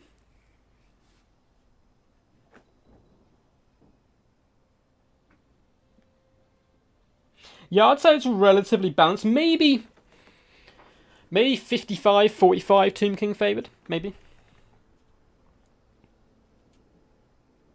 I would say. I mean, yeah, it depends as well on what level. I think at the very top level, it's pretty 50-50. If you have a Lizardman player who knows what he's doing and a Tomb King player who knows what he's doing, I think it's pretty close.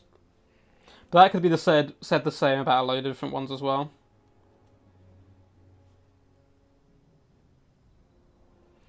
But yes, should be all good.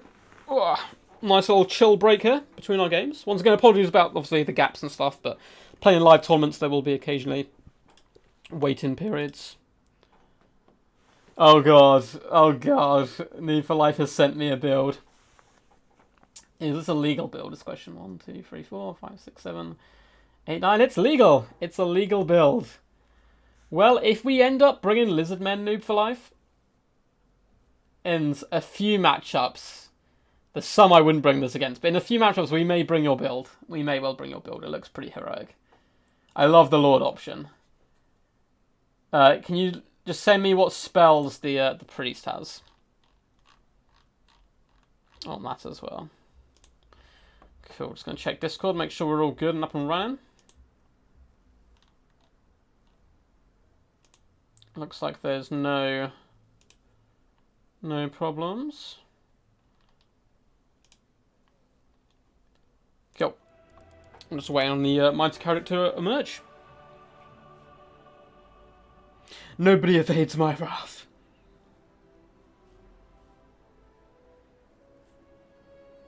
I think Tomb Kings are fine. People are currently bringing them a lot to counter armies, though, I'd say. Like, there's quite a lot you can do the Tomb Kings around.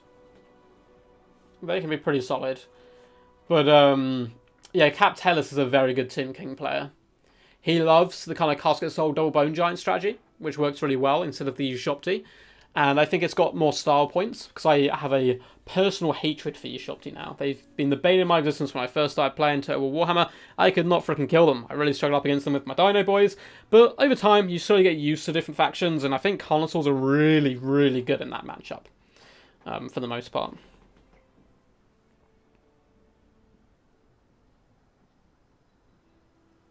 I've been trying it on quick battles, and I have beat 2/3 of the factions so far. It's probably best versus Elves and Empire, though. Empire? I can see it doing good against Empire. I worry for Cavalry, I think. Let me double check your build that you sent me. I think I worry about Cavalry for it. Yeah, I think like a Cav build might just run it over. Maybe not. Oh, looks like Carrick is online. Wants me to send an invite. So let's pop it across. And have another little sip of drink. It looks like the battle's about to get underway, guys.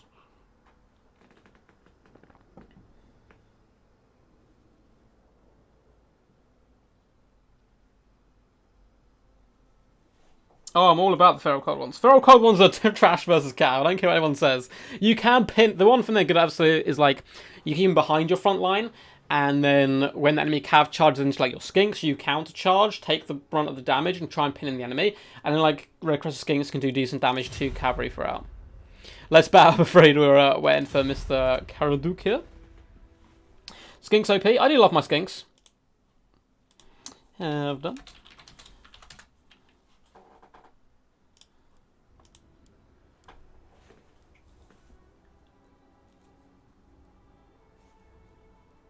Tomb Kings get a pretty major hole in the roster when it comes to cheap, fast, and too large. I think a lot of faction stuff from that, though.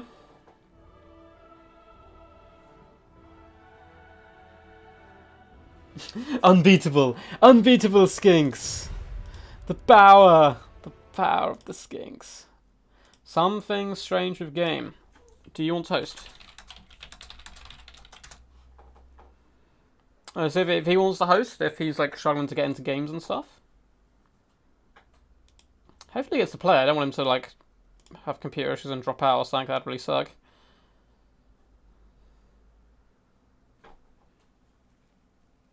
Oh no, Flying Taco. Hot take, Feral Cold One's OP. Well, you heard it here first. And if Flying Taco said it, it's got to be true. So, if you guys actually want to see some glorious Feral Cold One action, if you check out the latest video I popped up on the channel, you'll see Flying Taco proving once and for all the OP-ness of them. And that I'm a heretic who doesn't know how to use them. Yeah, Stalkers are really good.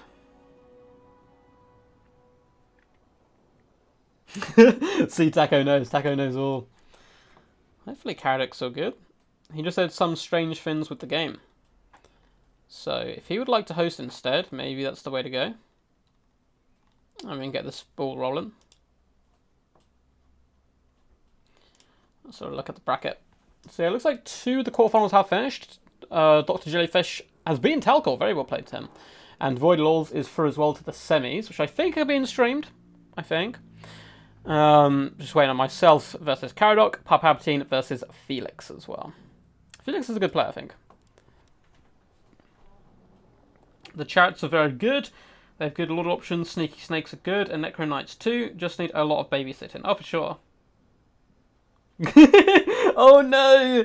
You're doing what I made Aris Damos do, Taco. I convinced him to use Tree Men which, like, this is a long time ago, generally considered very bad at the time. And he started, like, bringing them in competitive builds, and he just can't see it. Oh! I'm in offline mode on Steam, that might be why he's struggling.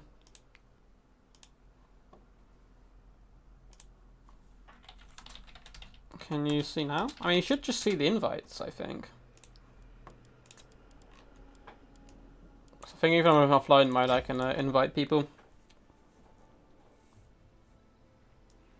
Next game, bring 4 ferals instead of 2 cold ones. Oh, it just, my soul just cries.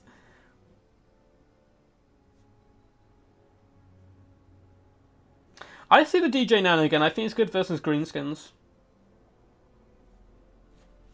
Hey, the boy. So I'm very complex. Boop. We're gonna have to bump you there. Hey, champ.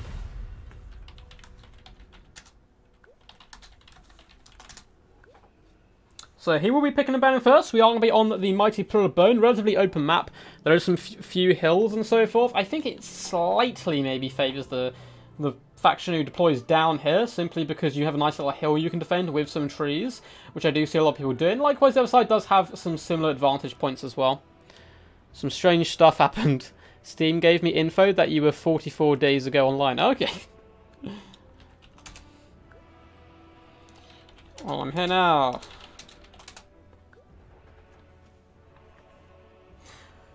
Yeah, Felix is very good, especially with Empire. So it's a bit tough opponent to beat. I believe Palpatine is the one up against them. Who's picking? You pick 3 and ban 2, I think. Let's just double check that. Yes, he is. He is top bracket. And it's the best of 1 again. If you get past this, it does turn into best of 3s. I don't think this map's super small. But a Croc Score Rush is possible. I mean, we might not play Lizardmen. It's just we've brought them both the last 2 times. But it is Karaduk who's gonna be picking and banning. So I don't know if he knows like about us or anything like that. I mean, he's popped in a few streams actually, so he certainly knows about us. So he probably knows that we do like the Dino Boys. So I'm expecting him to ban them, to be honest, unless he tries to get us into an unfavourable matchup against them. Croxy Rush could be fun. I actually am a big fan as well of the Ancient Croc Score, and Flying Taco and Captain Morgan's Nakai play has honestly made me want to use him a load. Because I love all his items and stuff. He's very expensive, but they've done some wonders with him. Wood Elves? No, not Wood Elves. Oh, Wood Elves, Bretonians, Greenskins. Banning Greenskins Dowie. So I don't want to go Lizardman again, because obviously I want to mix up the stream a bit. But going Lizardman, banning Wood Elves here, I think is very strong. Very strong. I'll probably go Britannia. And we'll have a scrap, but I think it's okay for dinos.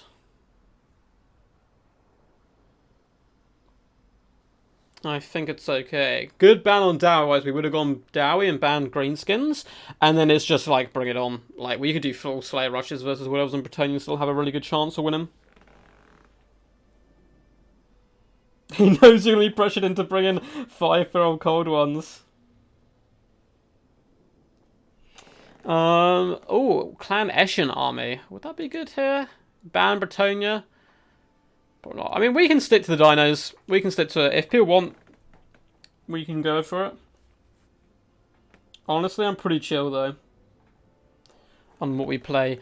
If this is an actual, like, I mean, this is an actual tournament, but if, like, this is WWC, I'm definitely going Lizardmen, banning Wood Elves. I just don't like the Wood Elf matchup. We'll do that. You know what? Screw it. We'll take it a little semi-serious this time. We've kind of memed the last few times. The last couple of times we played in this tournament and gone pretty far, so we'll do a bit of both. So Lizardmen and ban Wood Elf.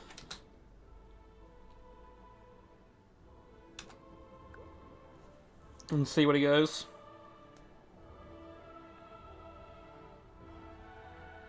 We may go a load of feral cold ones. Depends which faction he brings here. Oh no. Oh no, though.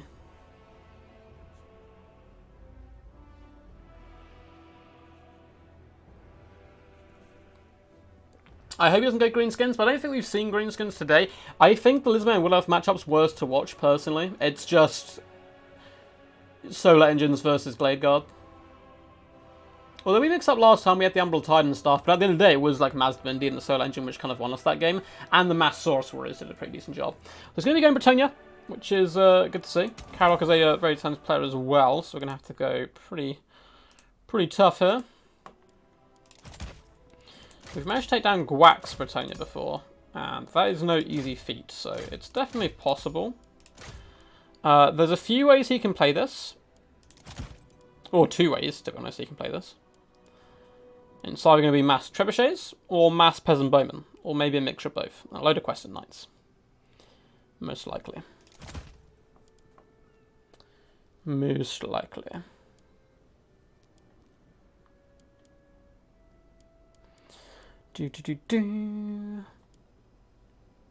Alright, let's sort this build out.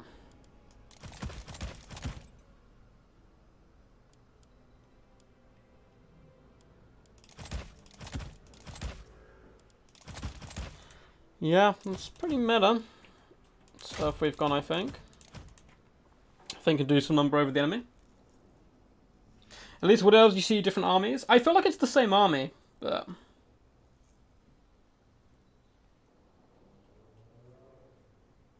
Like, the Wood Elves versus Lizardmen, I think Wood Elves always play it the same. I think the Lizardmen sometimes mix it up.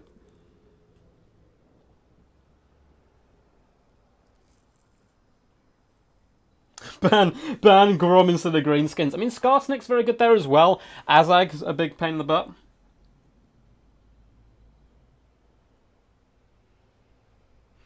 But it's a mixed bag for sure. But I haven't really played these Lizardman builds too much since we came out of WWC, so I'm happy to give them a go.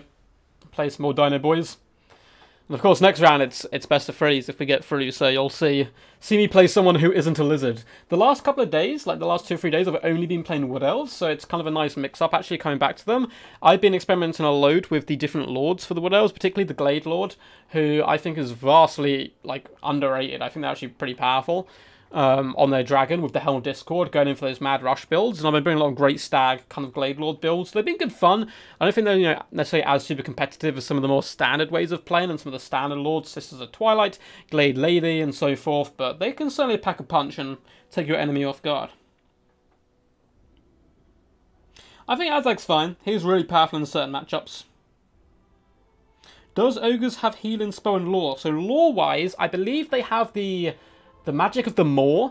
I want to say, I don't know if that's the official title for it, but it is like Maw magic or something along those lines. Because they worship this giant like crack in the ground, basically, which they constantly feed. And they often sacrifice like body parts and flesh and that kind of stuff to come back. I think on Tabletop they did have a spell which kind of like knitting them back together. So I think they did have some healing, but they didn't have access to Lore of Life magic. It was just...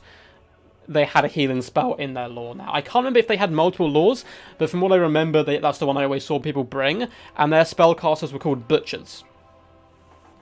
Because, of course, they're sacrificing the meat and all that good stuff. What's up, Dr. Jellyfish? So this match winner will be my opponent. Awesome! Hopefully me, but maybe not. I think we've had some good games before, if I'm not mistaken. Did we do a Lizardman mirror match? I think we have, in this very tournament, perhaps. But for Azag. I mean, maybe for Azag, yeah.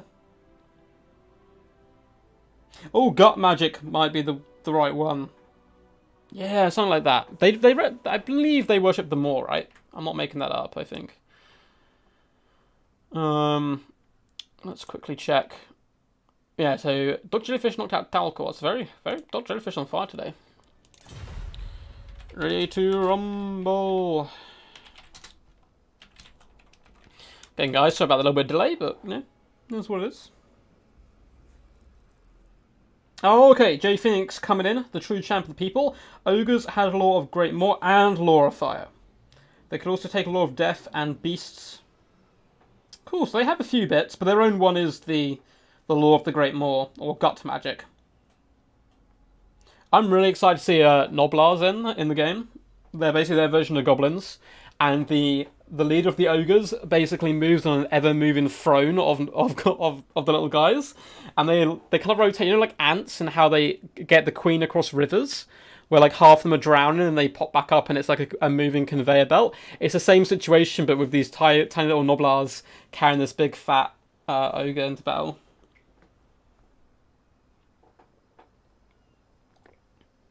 I don't remember too many of their units. There was... I think they had units which basically held cannons, which are really good. Really good, like have fun? Like have fun. Cool stuff. Let's drop the screen blocker. Boop. And get cracking. Get cracking. Heaven's Death and Beast, according to this Reddit post I'm watching. Yeah. Yeah, Noblars. These like the little gits. There's a unit which is going to be amazing. It's called the Piggybacks, I think, or the Piggyback Noblars. And it's their version of cavalry, and it's literally a Noblar carrying a Noblar on his back. So imagine two goblins giving each other a piggyback ride, and the top one has a spear, and it's counted as cavalry. It's genius. It's pretty hilarious stuff. So we've gone for like the competitive one here. I think we need to respect the might here of our opponent. He's a super cool dude for one, but also a very talented dude. So don't want to take anything too much for granted. I'm afraid you skin cults on the left-hand side are the sacrificial lambs. And he's probably going to take cavalry and come over here and stomp these guys because the right-hand side is much more protected by our big beasties. But that is okay. Just be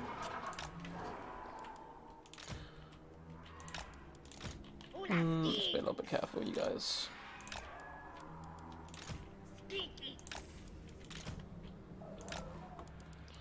And get our front line group together. Get the air core group together. And the big boys. So it's the first time we've seen Mazmini, twice out on Zlak. Obviously last game went for a different style of build, went for the huge shooting number of Lizardmen. This time we have gone for the big scary dino style, which certainly can work pretty well up against the Bretonnian force. Now we're heavily outnumbered, like heavily, which is to be expected. There's going to be an insane number of peasant bowmen, so very key to us will be our pterodons with fire leech bowlers, of course. Very good at shredding peasants quickly. And likewise, Ruination's banishments will have to be wasted pretty much solely on said troops. Likewise, the Thunderous One, as well as Mazda, can push through and do some nice good damage to them if they're not trying to fight off enemy cav. And the mighty Federal Carnosaur is certainly going to have its work cut out for him today. Roaring quite happily there, though. We did play against Gwack this matchup in the WWC. We didn't have the basic Saurus Warriors there, which had a spear variety, which I probably should have brought thinking about it. But regardless, the Thunderous One managed to carry us to victory there, assassinating King Leon Leonker. And this is one of those matchups where I think the King is actually better than Faye by a considerable margin as well.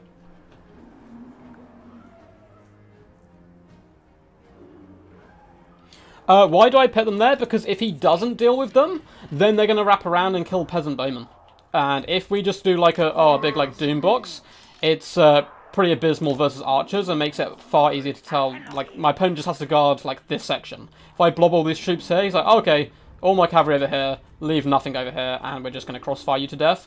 So sprint out a little bit. It's a little bit sacrificial of these guys, but it forces my opponent to also go wide, or he will lose his bowman. So that's why I've done it. Yeah, which I think is the better way to go, but who knows. Maybe I'm wrong, maybe I'm right. Only time shall tell. Ready? Let it be fun! Let's rock and roll, buddy.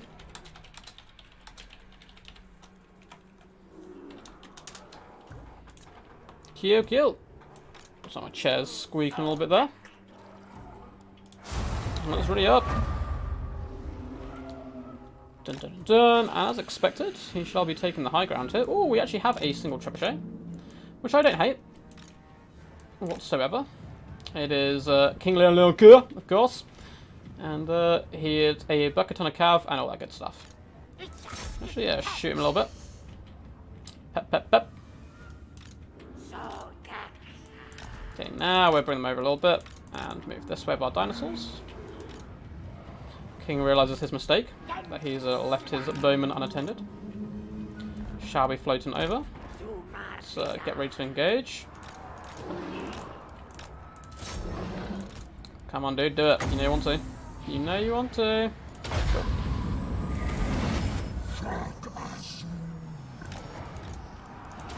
Chop some rocks there.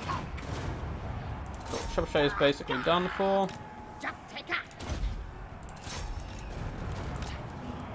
Let's see what's happening down here. Cool stuff.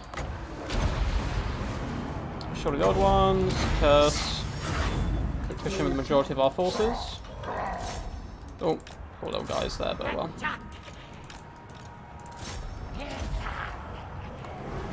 Come on, big blob fight going down now. So let's try and get the Carnosaur in action where possible. He hasn't taken that much damage, to be honest, but neither did we. We probably could have dropped some of our lovely little spells, but... So let's get you guys over here, chasing these guys down. Finish off the archers. His Cav's doing much better on this flank, obviously, as to be expected. Let's continue to chase now. Got Net's nearly back up as well. Continue to chase these guys off. Source Warriors are starting to struggle on the front a little bit. But now we do have our other troops to engage in. Let's just drop the lone one. Got our dinos over there. Pterodons can fall back. Oh, those guys have re-emerged, which is not good news for us. So this unit of Quest Knights is dead, basically. Let's keep wrapping you guys up and around. Chase off you. Let's come back over here. And the king comes in once more. He kind of grinds to a halt there, so we're going to have to get everyone to jump in, basically, which is the way to do it. Put banishment on you. Get you off the field. Skinks can push through as well. Ooh, let's get a cheeky urination right there. Good work. See, the Beast Slayers. Oh, the Beast Slayers are about to storm. They're going to be a pain in the butt. Oh, no, he managed to dodge. He managed to dodge, which is a big problem for us. Let's get our guys over here as well. It is a close game for sure. Trying to beat down his Quest of Knights. Oh, if I can actually... Game lets me to give an attack order, that'd be lovely. Let's get you guys over here. Let's get our Skinks pushing as well. So let's pop this down. Let's get our Carnosaur back under control. Get him going after the Quest Knights if possible.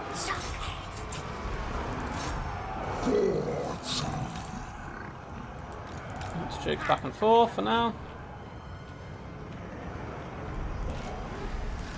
And get you guys going this way, away from the Beast Slayers of Bastion. Beast Slayers are going to be our main threat here. So let's just go up and around. If we're allowed to, come back in over here. Keep the Saurus fighting strong.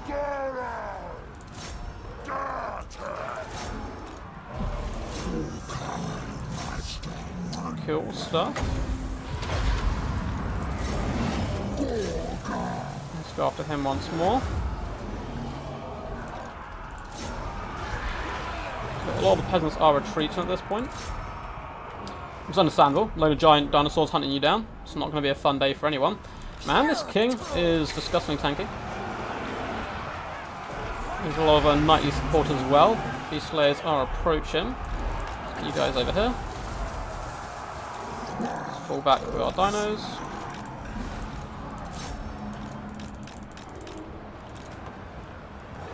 Keep going, lads. Keep going.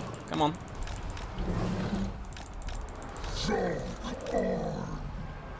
I think we can chuck you in a little bit. Cool. Let's get you guys over here. Don't really drop that yet. So let's try and get rid of some of those Beast Slayers, I think.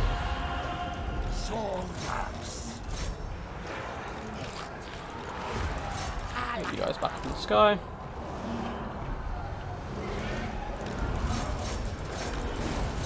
Come on, guys. Team up.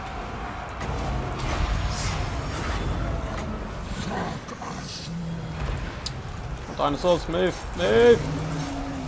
Oh no, and Mazmili's facing the wrong way as per usual. Come on, lads, I believe in the heart of the cards. Jump in. That was a really horrendous engagement for us there. We had Mazmili facing the wrong way, which he does. He likes to turn his tail around to slap people, and we were isolated away from our dinos, which is our fault, obviously. But it was also a good micro by our opponent. I'm going to start wasting magic, I think, on healing us up now a little bit. These Slayers are nearly done. We can try and kill them with the Thunderous one, might be a good idea. Let's go over here and threaten his caster a little bit. Cool, Beast Slayers are running for their lives. Let's try to keep us under control a little bit. Close game still. The King may carry for him.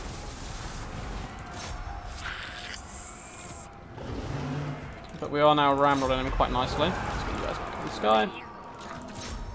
Get you guys moving, you guys moving. And we're just trying to hunt down King Leon Lunko. Lion Shield is active, that's fine. Let's go over here and ready to chase him if need be.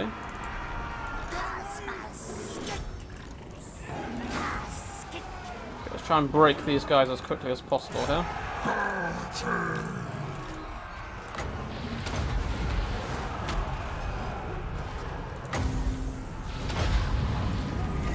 Try to jump him. You guys over here as well. Everything chucking into him. Lord Master Mundi, do your thing. Yo, dead King, dead Tonians. I think that is going to be GG's most likely with the King going down like that. Even with the Beast Heads of Bastion, I don't think they've got much hope. Close game, man. That was stressful. That was stressful.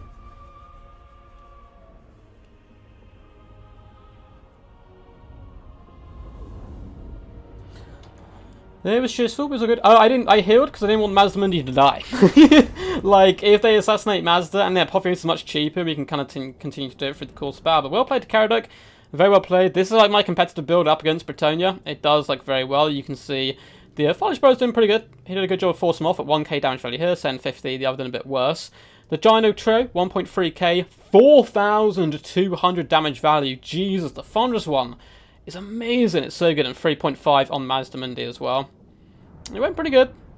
Managed to take him down in the end.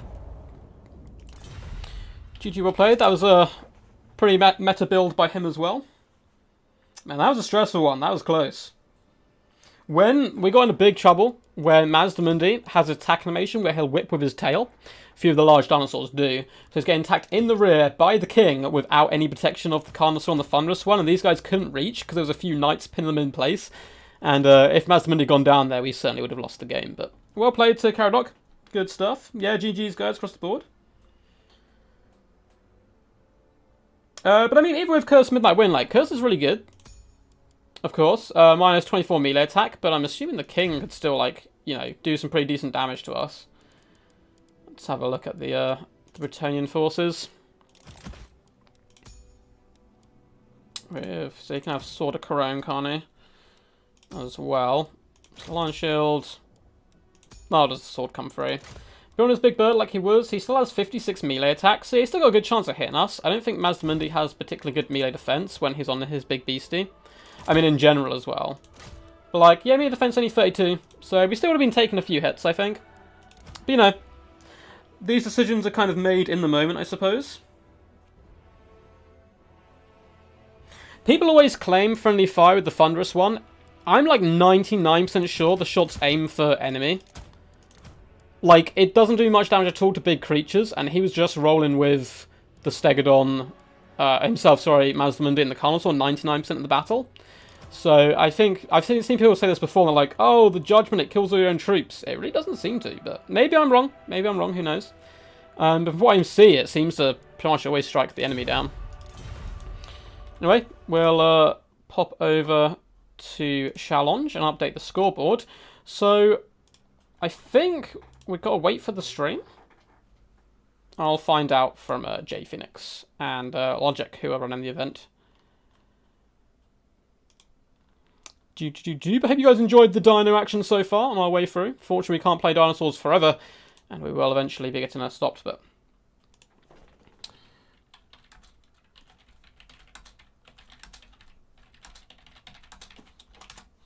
If they've got a long wait, we'll do some quick battles and just chill out. Man, my heart was up to my throat. That was a close one. Very well played to Kaldor. It's a fun matchup now. It used to be very dino favoured. You can still go Temple Guard Doombox, but I just don't think it works very well anymore because the Poison Peasant Archers, pretty much. I like the fact he included a Trebuchet as well, just in case we brought that build. And, yeah, it's one of the few matchups where the King's pretty good. Palpatine says, let's meet in the finals, Duck. Well, I got a tough one. I've got a best of 3 versus Dr. Jellyfish first, and you've got a best of 3 versus Void, who's been on absolute fire in recent tournaments. But, man, I hope so. I hope we meet in the finals, man. Alpaca of the Mountain, I called the end of that game. Man, that was epic. Yeah, that was some wild stuff. Duck Dinos dominate. Yes. Yes, yes. Give Lizardman vs. Wars of Chaos. Lizardman v Wars of Chaos is a fun one as well, actually. I used to go full skirmish, like full kite of hunting packs and so forth, but Chaos players obviously tend to get really aggressive in general, and they can certainly do some good work there at hunting down your packs, with a ton of Horse Masters are usually quite often picked. But it's an interesting one. I think Prince Sigvald's very often picked, so I actually can bring the Ancient Crocscore a few times for the Horn of Kygor and pair him up with some Feral Stegodons, and you just start ramming stuff. Is there an estimated start time?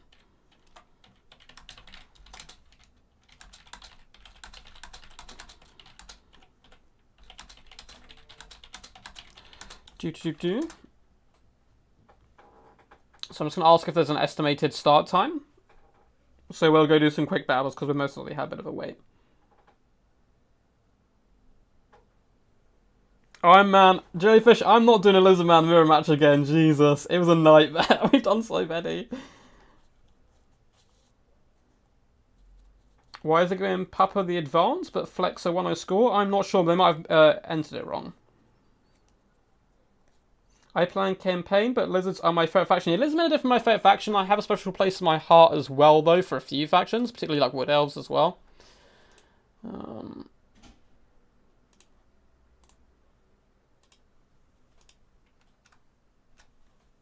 Cool. Just waiting to hear a reply from these guys. And we'll get cracking.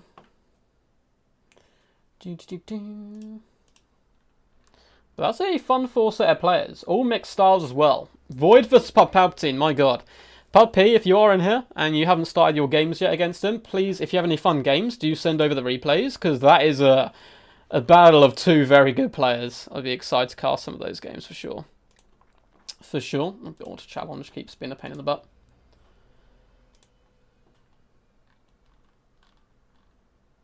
I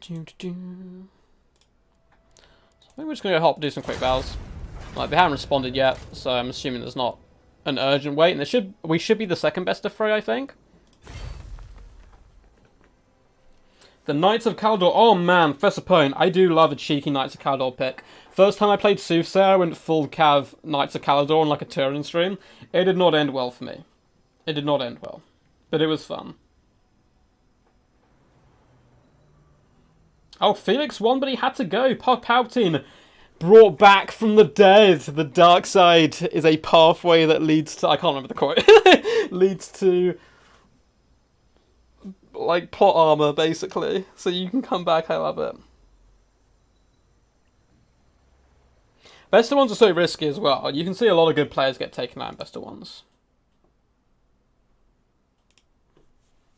I'm assuming... me versus Jelly is second semi on stream. Cool, I'm just going to a quick battle. Jellyfish, if our battle was meant to be first, whoever, just send me a message here. And we can, like, I can concede this quick battle and hop out, but...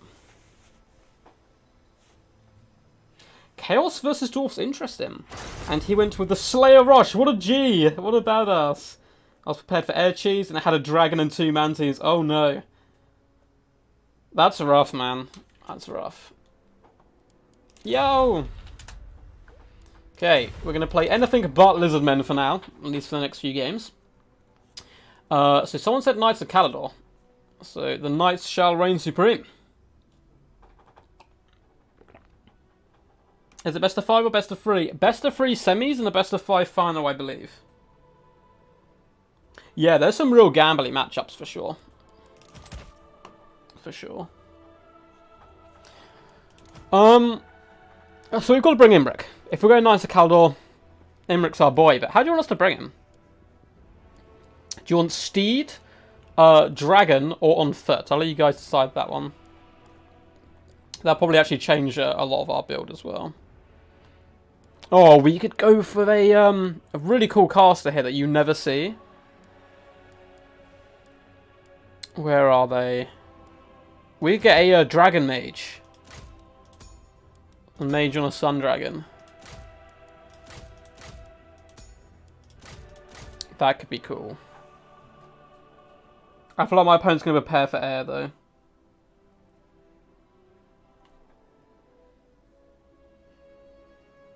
Took out Grom with Imric, man. Couldn't sleep after watching that match. Your opponent did that.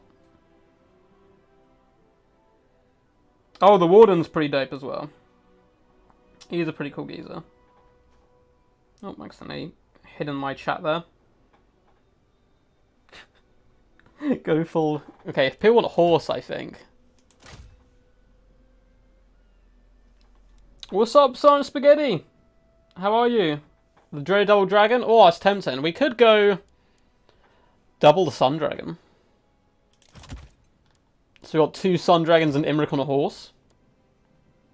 Could be pretty funny. I can see the breath attack's done a lot of work there.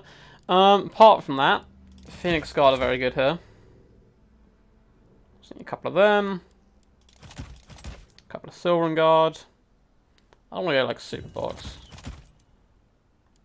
As I say that, making a box instinctively in this matchup. And we can get the Heralds of the Wind, because they're so badass. And we can even get an Eagle. We'll go like full air cheese against him. I don't think the Eagle's very good, but it's kind of cool, you know. Did we bring Imric's items? We need the Star Lance, of course. Of course, it wouldn't be an Imric build without a Star Lance, which means we can't unfortunately get the Eagle. So we have this ridiculously weird build that we're bringing to the table. And I'm all about it. I'm all about this build. Like, 2 Phoenix Guard and a Dragon with no healing, because we just don't care that much. Yeah, I actually prefer Imric on a horse for the most part, I think. Can do a full lion build. Oof. Right, if we have time for another quick bet, which we should do, we'll definitely hop on that.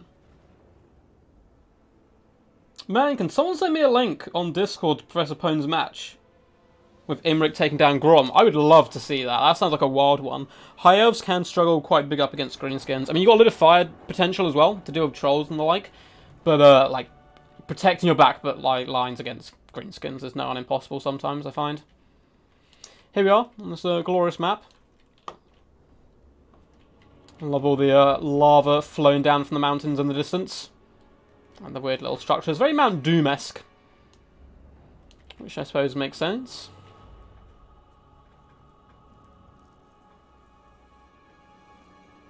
Masters of the Sword are better than Phoenix Guard, I think. Oh, interesting. I'd like to try them in this matchup as well, actually. This is one of those matchups where more of those elite-style units can certainly work. Which is nice. So let's go a little bit. It will be done. As you say. It will be done. You guys hit charge. I'm all about this double Sun Dragon. Heralds of the Wind. Heralds of the Wind. Probably aren't really going to do any damage, is the problem with them. Without fail. Because they're not going to be caught by anything. Like, they're disgustingly fast. Their colour scheme as well is pretty cool, I'm not going to lie. But their damage output isn't huge. So I don't even know what we're going to target with them. Maybe characters and so forth. Won't be the end of the world. Prince Imric. A double Dragonair squad. Not often you see the double Sun Dragon. Particularly one with a mage. So I believe these guys are actually called Dragon Mages on tabletop and in lore. But in this game it's still just a Fire Mage, just on a really cool dragon. Are we outnumbered? We are we are heavily outnumbered. Heavily.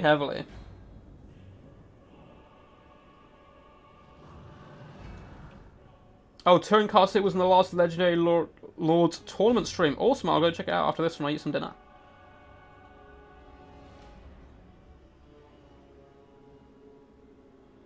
Think we'll get some Warhammer free news this weekend? Ooh.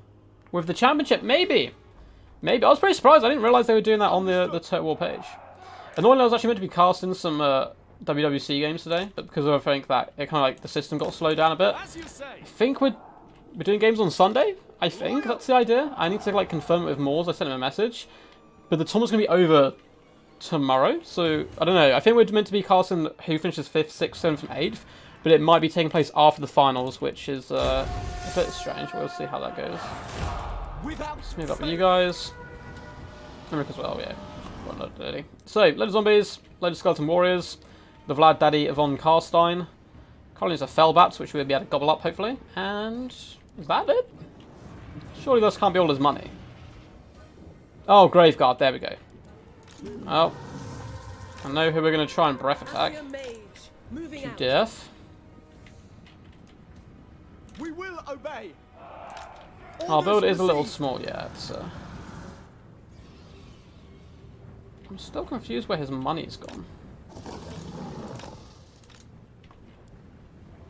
Okay, looks like the Fellbats want to tussle. Ready. Oh, there we go. Tina's the Blood Knights. Let's jump the Fellbats. It might take us an hour to kill them, actually, which is a bit of a problem, but... It shall be done. Aurifair! Kaldor's fury! But the dragons should be able to butcher them. Yeah, we did some massive damage, cool. Should we try a sneaky timed one of these? Nah, we'll wait. Okay, let's protect our flanks where possible. Spearman! Because there's a load of knights coming in. Rather scary knights as well. Okay, so Fellbats are going down.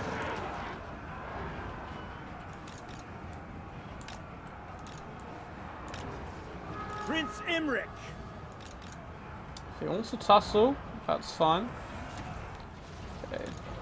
Both bats are nearly done for at this moment. Oh, big wind of death coming in. Ah! We're just going to tank it. We're going to tank it. It's fine. Actually, that went not that bad. He didn't overcast it. Spearman! Ancestors! Cool. Let's just do a nice sheep burn head, I think, down the line. Let's do this one.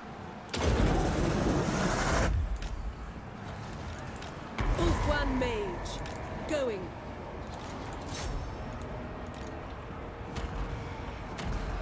Cool. That did some good work. Got rid of a unit of Skelly Boys.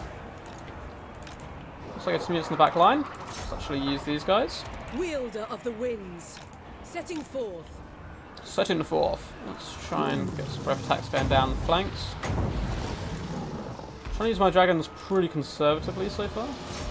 Prince Imric! Blessed by fall! Rain death! Let's go after him. Looks like he did pop his spells just in time though. The Dragon Tamer! The Karstein rolling, so I'm taking too much damage. Without fail. Keep everyone down. Awaiting orders. Let's get a nice little tap on you. Shot them. And that did some good work. I'm not mad about it. Prince I'm not mad Imric. about it at all. Cleanse the land. Let's fall back with you. Locating.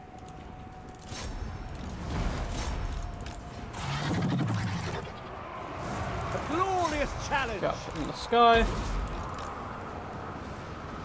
Let's drop a lovely little flame sword down. The double dragon will probably jump one unit of Blood Knights, I'm hoping. For order!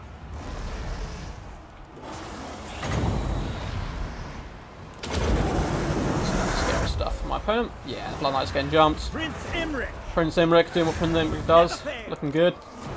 Doing lots of damage. Oh no, did that spell not go down? What happened there? Efua, bend to my will. Yeah, he kind of threw away both his Blood Knights there, a little bit unfortunate of him. Assa! Oh, that burning head. My god. My god, that's scary stuff. So let's get our dragons ready for some breath attacks down the battle line. Lakoi Soraya. Get you over here. Prince Imric! Get breath attack down the line of Graveguard. Big nasty dragon can attack Vlad. Yes! Bathe them in fire! Bathe them. So some good work on there. Layers. Things are looking pretty good right now. Heralds of the wind. Things are looking pretty good. I don't think the Mighty Cast Iron's going to let us survive too long. Especially when we stop dropping debuffs on him. Might of the Damage to the volcano. dragon though. Pop a little flaming sword just to buff us up a little bit. We can fly over to this flank maybe and just finish off the zombies. Now it looks like they're done for. There's still some Graveguard. Let's try and get a nice cast down the line on them. Scython, hear me! Should also give them that weakness to fire, and then we come in with the Sun Dragon, so which of course does fire damage. Epic stuff, yes. Did we use a double breath? Maybe. My god, I'm so blind. I'm so blind. Let's hop in here. Get both. Man, Vlad, look at Vlad. Just not a care in the world. Cast Iron Run active. Imric's in there, trying his little heart out.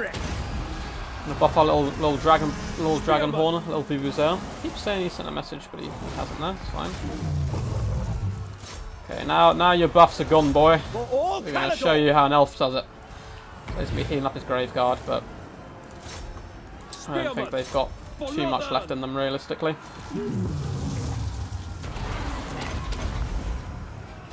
And Vlad shall crumble. Imric, prove once and for all who's the true Chad of the Warhammer universe. It's certainly not Vlad von Carson anymore, I think. Grombrindle will tell you it is Thorgrim. But Imric so far proving too strong. I might save that one because that was a funny double sun.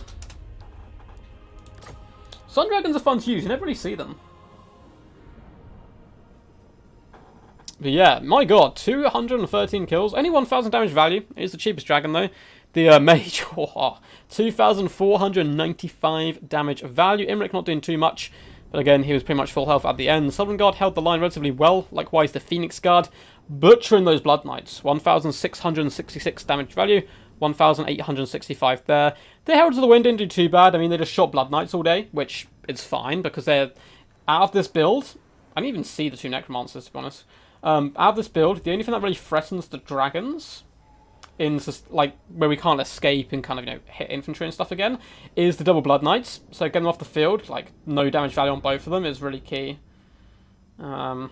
And unfortunately for him, his Direwolves and Feldbats just had no targets to hit because we didn't bother with range. Which occasionally I do with Wood Elves as well, just for the memes. Cool. So it looks like the stream has started. So that best of 3 is happening, so I'm going to keep that on in the background as well, just so I can be aware of like how close we are. I'll leave it on muted. Oh, it looks like the stream's not actually started. Okay. So we'll go play another 2 games and see if they've caught up by that point. What's up, Rubik's Raptor? For some reason your name has like a little tick next to it. I'm not sure what that's about, but obviously you just need even more fire. I mean, I agree fully. I agree fully of that. Hey.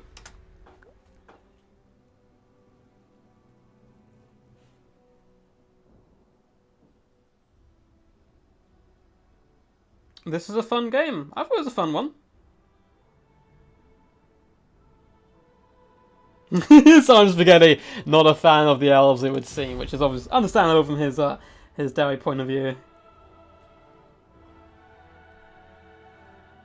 It depends, Dr. Jellyfish.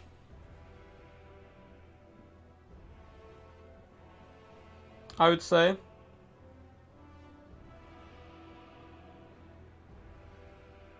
Yeah, there's a good chance they will be giving out some information.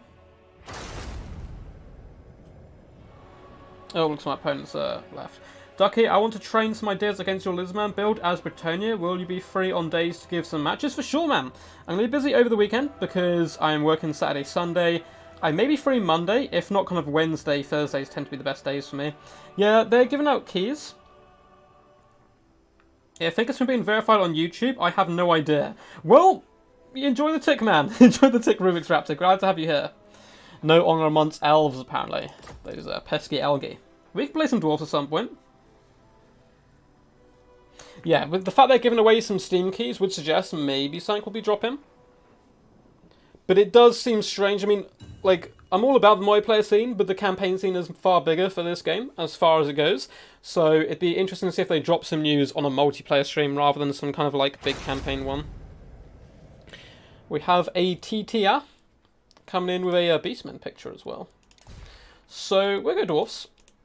Simon Spaghetti's here in chat, so we have to whip him out now and again.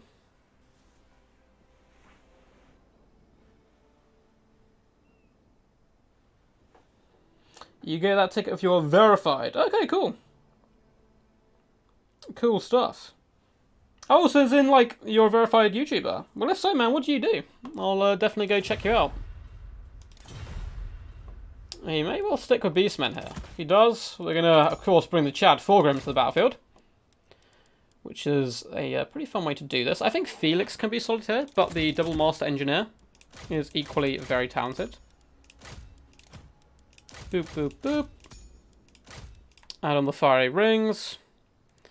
We can definitely get some miners up in here. Don't even hate these bad boys. Let's get some slayers.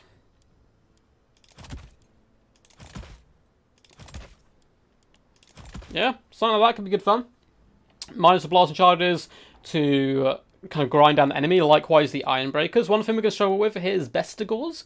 But in that case, I guess we have the fire rings to try and take them down, and the mighty Fulgrim Grudgebearer. If he goes double Cygor, we're going to have to get real aggressive. But it's doable. What's the map? Cliff of Beasts. Doesn't look like there's much cover. I can't remember the map off the top of my head.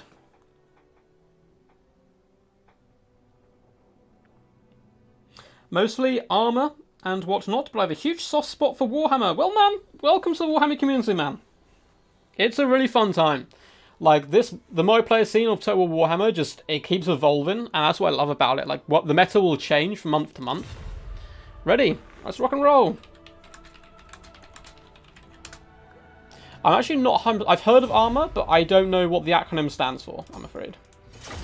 But I'm sure if anyone does like armor, feel free to go check out Rubik's Raptor. If he likes Warhammer, I'm sure his content is proper good.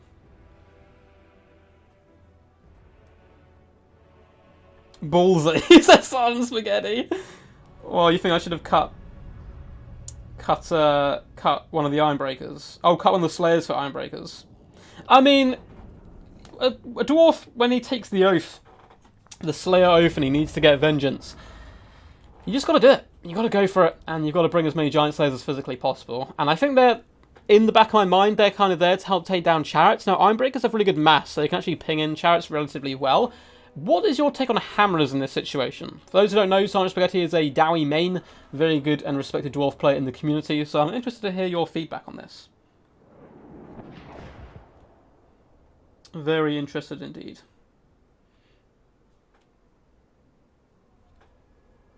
But yeah, if you guys are enjoying the stream, by the way, I know I say this every now and again, but it is the YouTube thing to do. Feel free to leave a big old fat thumbs up. It does help push it out to more people. We can slowly convert them into ducks, which is my main plan, and get people ready for Total Warhammer 3. I cannot tell you guys how excited I am for that game to come out. It is going to be wild. I'm 99% sure afterwards as well they're going to give 40k a try. My heart really is fantasy. I prefer fantasy in general as a genre compared to sci-fi, but I do like sci-fi as well, so I'm not kind of opposed at all, and I think it'd be a really good game. But I know people have their doubts, but who knows. I think a lot of the doubts will be quelled once they see CA put in some good work for it. They have wronged us. I agree fully. Let's put the Dragon Blacks in the centre, Giant Slayers on the flanks. It is a reckoning! It is a reckoning! Master Engineer, it is a reckoning! What we need to make sure we do is knock Kobe all our blasting charges into some chariots, which I am prone to do from time to time. Cool, ready to go. Look at Fulgrim, right in the middle of his army. Just right at the front, no bodyguards needed. I mean, if you take away his little holders here. Just ready for a good scrap. Ready to bring it to the enemy. Balance power hates us. It's a little bit against us, not too much actually. 1022. Probably expecting some Cygors and Cygor summons. Gonna like have fun, but we care little. We care little for pesky rocks being thrown at us. We will bomb rush you with our aggressive dwarf builds. I'm going to spam Juggernaut so bad I'll be banned from everywhere, says Blackthorn. Oh, hell yeah. So, let's give it a go. Vengeance! Okay, no, it looks like triple tentacles of Throne Axes, as to be expected. And a load of Besticles. Morga the Shadow Gave. We have a Caster as well. Amber Spear. Ooh, love to pick. Old school. Okay, we're going to keep one of you back to fend off Centaurs. We have a couple of Harpies as well in the back line. Let's get some blasting charges into you. Looks like he wants to kite backwards. Keep Slayers close in case he decides to push. Yeah, it looks like some good micros so far. If he's going to kite back, we can just kind of sit and vibe. But let's push up the hill a bit.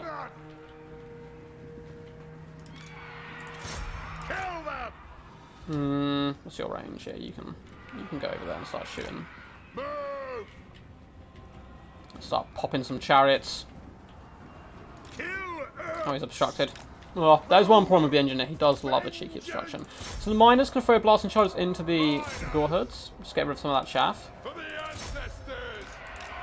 Move now! Ready to strike! I wonder if this will work against these guys.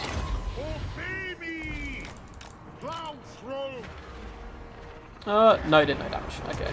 Oh my god! Oh my god! Look at that! Jesus! I tried dodging the Amber Spear, but we were too late. And it just destroyed the Norgrim Ironbreaker's dead to one volley. That is amazing damage. That is disgusting. Oh my god. That was amazing though. Okay, let's try and whittle you guys down. I don't think we're going to recover from that. We won't play this one particularly amazing, but it's fine. Let's start getting with him. That Amber Spear. Whew. Let's try and clear out some of you. See if that goes well. I don't know if that's casting too far away. We'll have to see. Nope, that is just right. Okay, got rid of a load of people there. Good to see. Let's actually engage you here. Continue to shoot down. Thorgrim doing the Lord's work, of course. Chaos Spawn will be rushing him, but that's okay. We're not actually in a terrible situation, despite basically just having the guys instantly killed. Ooh, nice little cheeky ungulls as well. Let's bring you guys back. You guys over here. So I say we're not in a bad position. I think we're actually in a terrible position. Yes, blow up some of those ungors. The lads continue to scrap despite the fact they took some early losses. Love to see it. I don't want to use Giant Slayers on Ungor Raiders, but I think we have to for now. Let's keep shooting there. Giant Slayers fighting Besticles again, not great, but we're kind of out of options over there. Dueling Morga the Shadow Gave. Let's continue to snipe him out. Let's get a nice ring going down there. Oh, yeah, that's that damage value right there. Okay, start doing that there. Push over our Giant Slayers. Are you trying to flee from Thorgrim, are you? What a coward. Let it be known here, Morga the Shadow Gave is a coward. Which he probably won't mind. Being kind of known as a coward. And let's finish those guys off. It's somehow become a close game. Despite that glorious Amber Spear early on, which really didn't humble on us. Let's keep trying to pepper them down. Actually, let's get blast charges onto the Besticles. Thorgrim just doesn't care. He's like surrounded by like damage dealing troops, and he's there like, yeah, that's fine. I'm scared. Let's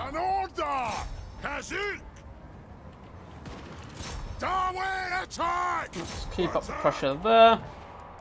Okay, got a ring. Oh, looks like a little bit of lag has kicked in.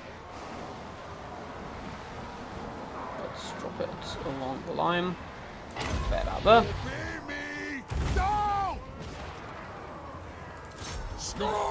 Did some decent work, nothing crazy there. Buff up all our troops. I think the Centaurs of Throne Axes maybe our bane here, so we'll finish them off. Oh, I'm afraid we're going to give up this chase on the Ungol Raiders. No matter how much I want them to disappear. Let's put you guys in guard mode, see if you can throw your blasting charges still in combat. And the mighty Chad Forgrim is doing the Lord's work. Let's continue to debuff the enemy. Yeah. Good play so far with his Tentacles of Thrown Axes.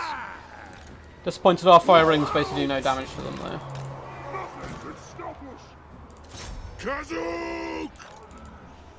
Come to me, harpies. Those raiders have probably rallied, but it's okay. Just try and take down the Tentacles of Thrown Axes. I don't think Thorgan will struggle too much against Morga. Cool. Getting dealt with. Let's waddle our bombs over here. Giant Slayer's getting involved as well. We do still have 2 fire rings left. Got to be careful how we use them. Our best scores are basically finished off, so we might have to try and use them to whip out the Centicores again, but it seemed that they do 0 damage to Centicores, for the most part. Oh, this is an opportunity to try that theory out once more, I suppose. Oh, if we head this way. Nah, he's going to cycle charge. Okay, he's going to kite back with his Liege Lord. It is an order! Minus! Obey me! Reach fast! Reach fast! Let's try to salvage the situation for the most part, I think. Do it! For the ancestors! Trying to force these guys off. Understood. Cool. So best scores are losing to Ironbreakers on this flank, which is good news for us. Managed to catch some of his rangers as well. Vengeance! Apologies about the lag, guys. I believe it is his internet, unfortunately. We've been fine all day. Oh, he keeps running away with these pesky Centicores. So I can't get that other fire ring off. What's up, Flex? Thank you. Oh man, that Amber Spear. That Amber Spear was just disgusting. It's a weird build. I think the Centicores might be able to win it for him. At the end of the day, but we'll have to wait and see. I mean, it's pretty close. Vengeance! But the engineers take a long time to whittle away Centaur models, is our problem. Where is... Oh, you guys are over here. Let's just start pushing these. Fulgrim is the definition of a tank, though. Okay, if we charge them with these Centaurs to try and break up our Iron Breakers, I think we'll go for the ring. And risk it. Nah, okay, we're not. Iron Breakers! And continue to form up. Just shoot them down from range. Okay, that Centaur's nearly out of Thrown Axes, which is good news for us. Continue to pep down the enemy. Send the line over here. Cool. So Ungols have been forced off once more. Actually going to kite Morga with our Slayers. Okay, time to give it the last ring a whirl. No, no. Every time I see them, they're like, nope. We do not wish this. We'll continue to pepper shots in. Hi, King Thorgrim Grudgebearer. You guys who blasting charges should be useful at dealing with them.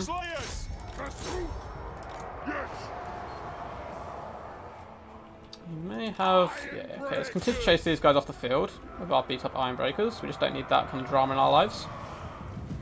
Get blasting charges to finish off the Ungors. We have so much ammunition on these guys. We'll continue to shoot. Got one Dragonback Slayer going. There's nothing I can't fix. I think Centaurs are without doubt the best unit on the Lizardman roster, in my humble little opinion. I'm not a Beastman main though, by any stretch of the imagination. Fulgrim, pump those dwarvish legs. Nice, just gonna keep kiting. Okay. We will continue to pop.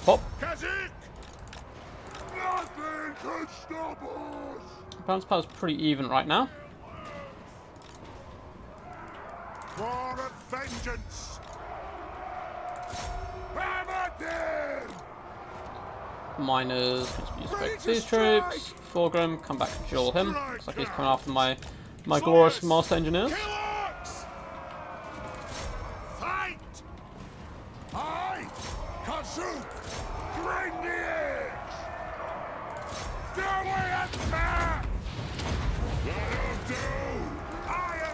is a close game. Who's your money on at this point, guys? I mean, it's really hard to tell. Morgan's actually doing pretty good up against Thorgrim. I just want to keep this last burst ready. I continue to chase in the distance.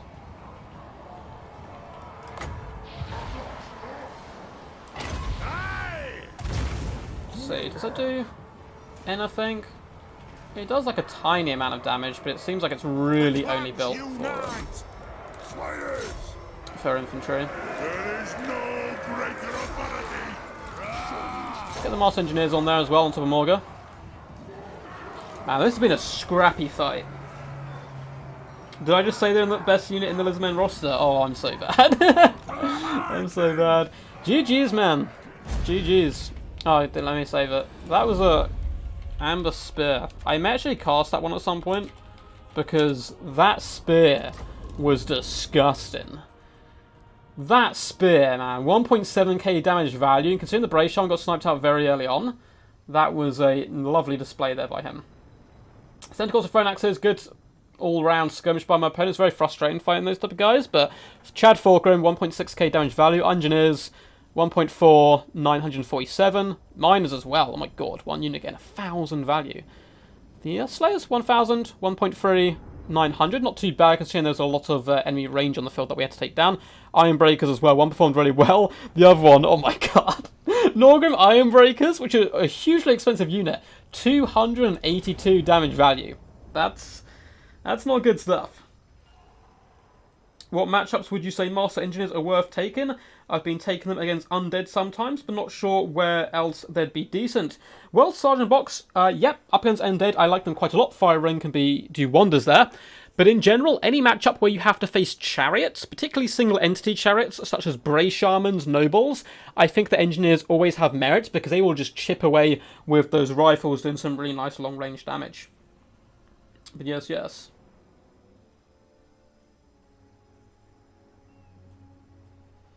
So, Box, Beastmen, Lizardmen, yeah, honestly, Siren Spaghetti is basically listing like half the factions.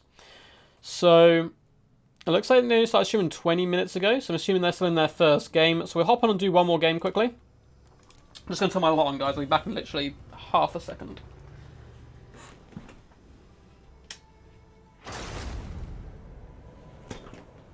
Ugh. So yeah, I think there'll be at least one more game in the semi-finals yet, and then we'll go back into the tournament action. So anyone who's joined, we are doing tournaments today, and we're through to the semi-finals, but we're waiting for the live stream of someone else. Hey. Who haven't we played today? So we've already done a lot of Lizardmen. We've done some Dowie. Let's mix up a little bit. And go... We've done High Elves already.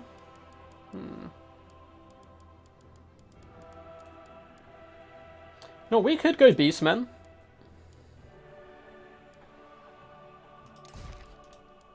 And bring, like, Kazrak and stuff, and have, like, a real fun build.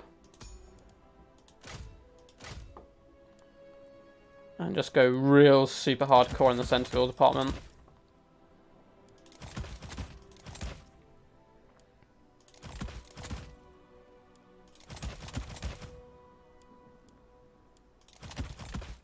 Something along these lines. Which is going to make my micromanagement cry, but it's fine.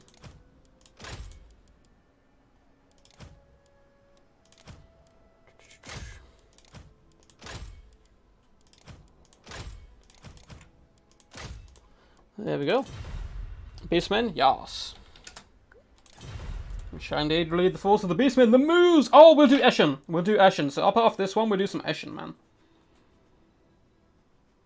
More Dowie. Not enough Dowie. Man, that Amber Spear was disgusting. I'm assuming it's an overcast one. Or Gobbo Army is just as good. Yeah, we can try some Gobbos at some point.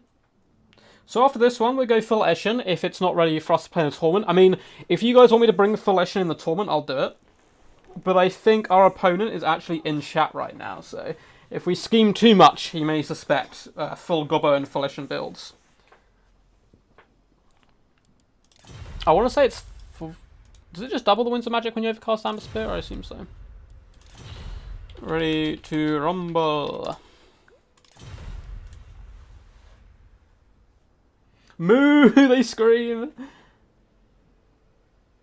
That's how I'll sip my drink as well.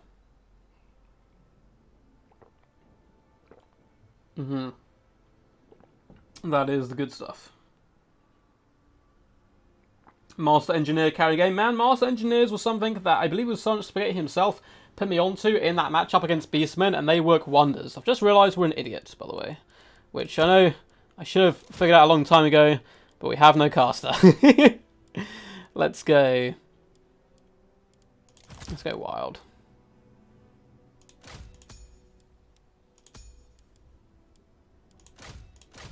Let's try Trader King. I didn't really even bring it. Just Trader King spam and Viletide spam. I don't think either of these are worth it.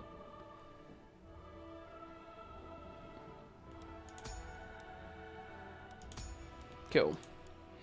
What do we take out there? We took out a Throne Axe and a Great Weapon. So, let's get a Throne Axe again. If we take off all the chevrons, can I get enough for the Sons of Goros? Not quite, okay. That'll have to do them.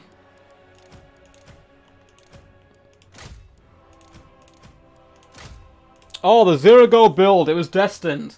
The Chaos Gods were telling me something.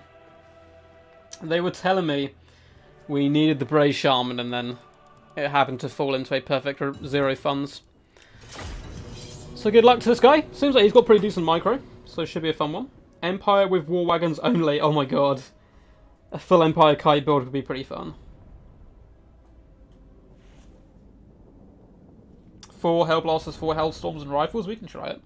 Maybe not in the tournament, but we can certainly give it a good go.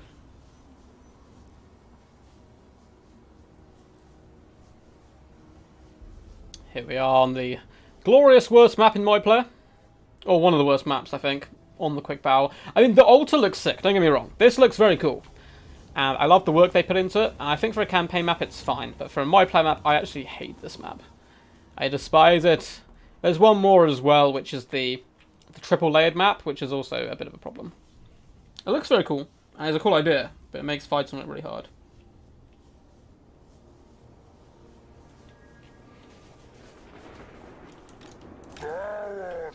So it's on a small build. I tend to go a lot of skirmish cav. So we're going to have to kind of like roam in packs, I think. Centaurs. Okay, that's going to be our left flank.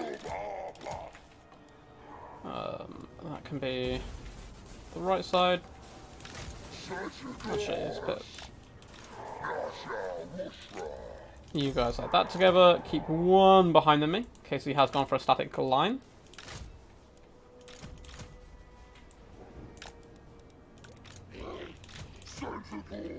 And we're mainly going to hit this left-hand flank. Good, good. Looks like he's ready to rumble. So what's Trader King like? It's the lowest speed. I think it's like a Flock of Doom, which has less damage but lower speed. Is what I've gathered from it. Oh yeah, this map is trash for sure. Like, it looks cool, but it's not a good map to play on. So let's get this flank. Actually, let's get these guys ready first, and get them to move up. So good luck, have fun.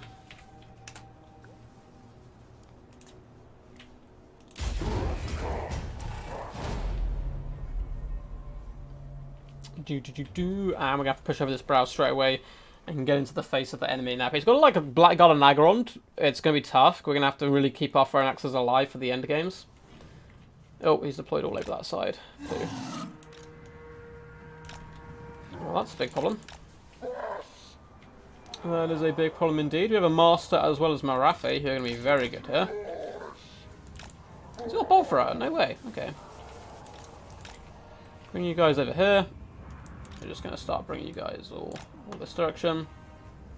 Very early Soul Stealer going down. Which I'm not the biggest fan of.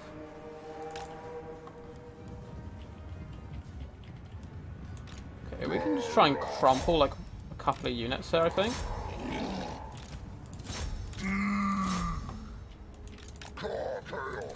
Just kill these 2 isolated units. Flank round with the Warhounds in case he gets any ideas. Yeah, that's right, run you cowards! Run you spearmen! Okay, that might be a bit too late to go for that one, so it's going to pop this way down. Well, that bolt throws in some nice work there. Let's throw it this side. Let's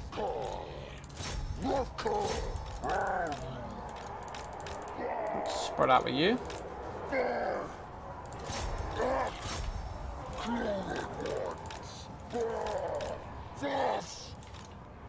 Cool. Keep running with you. Get the one eye over here. Let's get our 3 Centaur units. Falling back for now.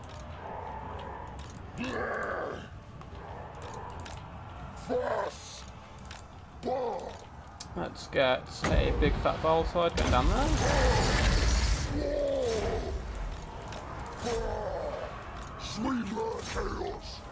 Start pushing through. Let's get one of the piggies there. The other piggy unit there. Kazrak is isolated on his own because that's the way I like to roll.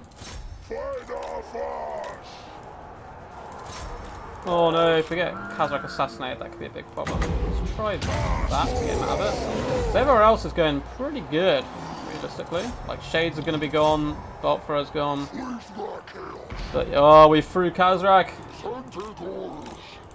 Let's try and get over here and salvage the situation if possible.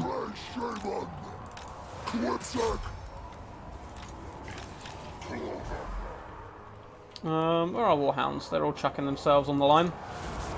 Cool, so we should break up those guys, hopefully fall back. Let's bounce over here. So it's not over yet, but we've made it a little bit trickier for ourselves, let's say. Let's really try and finish off those shades. I like the shade picker quite a bit. Let's try and get rid of those cauldrons. Move back with you.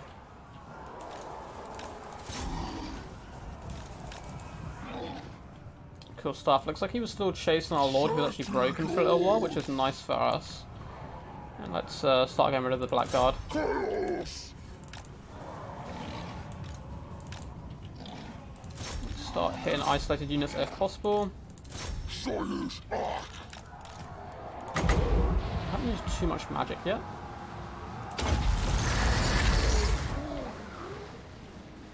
Oh no, but where are we? No, we're too far away. Okay, it's fine.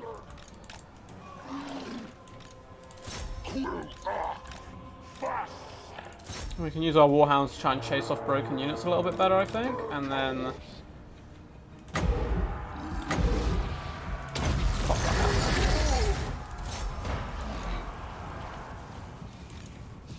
out. Jump isolated units. Whenever he brings a unit out and isn't protected by the rest of his troops, we really need to punish it. Just charge into combat here. And save up our Voltides. Cool, yeah, like this. We just isolate units and then we destroy them. We fall back with everyone else. And then we continue to put pressure on the Blackguard and Nagrond. Bring the piggies back here. It's been a close game. Ooh, spread out. God, I just sent them all in the same way over and over again. Soulseers are going to be a pain, but you know, it is part of the fight up against Dark Elves. You're 99% of the time we'll see it, so it's something we obviously should expect.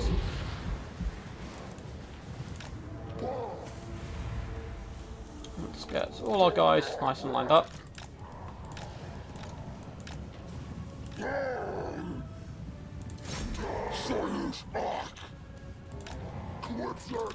Let's take off skirmish mode. Sorry as well, guys, for the lack of commentary when I play games compared to when we normally do them. It's just, there's a lot of micro involved, obviously. Looks like he's just going to run and save up probably for Soulseer or after Soulseer. So we're going to have to take a little bit of pressure onto him. We can do some hit and run with pigs, maybe. Get ready with these units. Hounds. How much is it for an overcasted Voltide?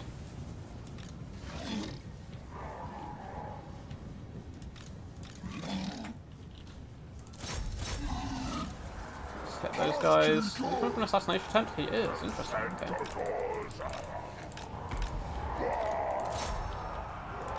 Let's just try and jump him. It's a bold choice, I must say. I should get the throne axes out of there.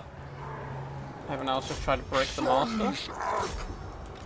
I understand they want to do this, but he should have done it with his guys in tow as well.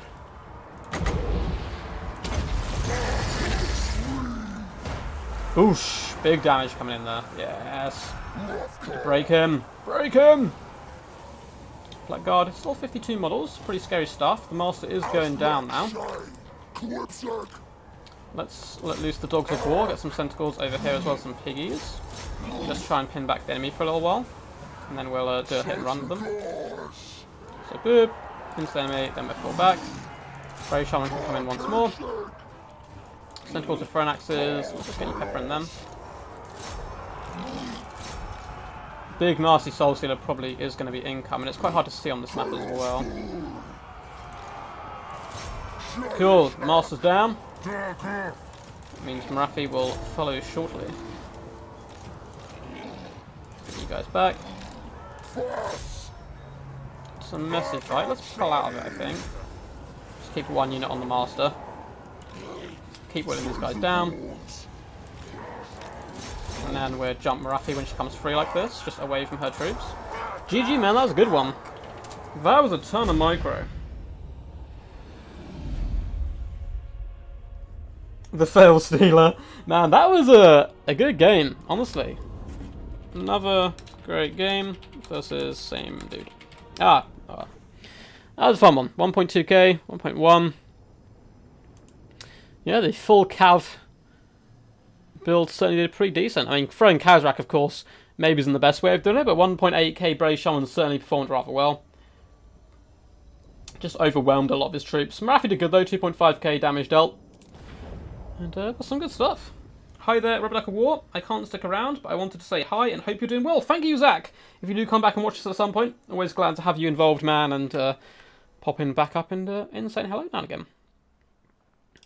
So, let's see if the stream's still ongoing. How close are we to our games? Jelly. Okay, I'm just going to ask my opponent, Dr. Jellyfish, to see how close we are. See if I have time for another quick battle or not. Because I don't want to, obviously, take his stream off mute because you guys will be hearing two streams in one go, which might be a little bit annoying.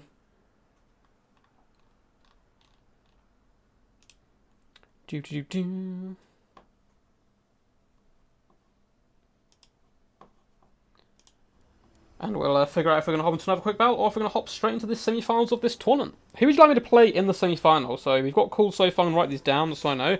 Eshin build and Goblin build. So Eshin and full Gobbo.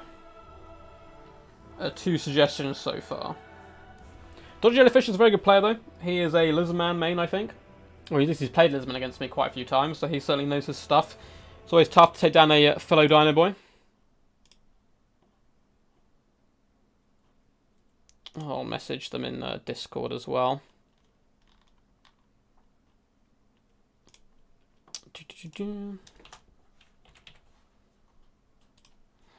How long till our games? Because it looks like one of their games is about to finish, but I don't know if that's going to be the end of their series or not. I hear you got Norgremlings one shot by Amber Spear, is that correct? No! No, there's about 9 left alive, Aratadamos. A whole 9 troops, still going strong. And doing their bit for the clans. Let's get into it. I think Brett has... Cool, so I'm just loading up their stream to see yes, I agree. When we're going. Looks like it's going to be now. Cool, so I think we're good to hop straight in. 1,700 damage value for the Fane Chargers. Really good stuff going on there. So I think we're ready to rock in and carry on with the tournament action, which is what I like to see.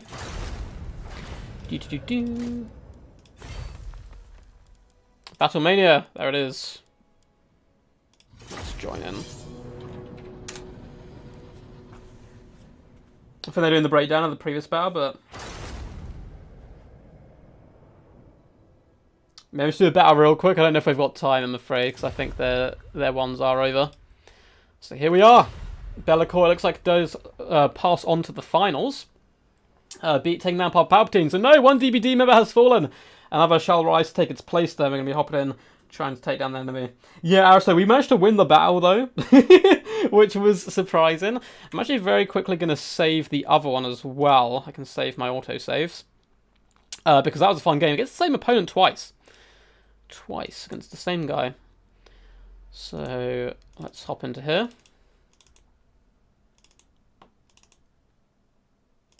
But Dodge Jellyfish, certainly going to be a tough opponent. Let's send ourselves this replay so it's not lost, because of course autosaves unfortunately do disappear after a while, or once you play another game. So send that to myself.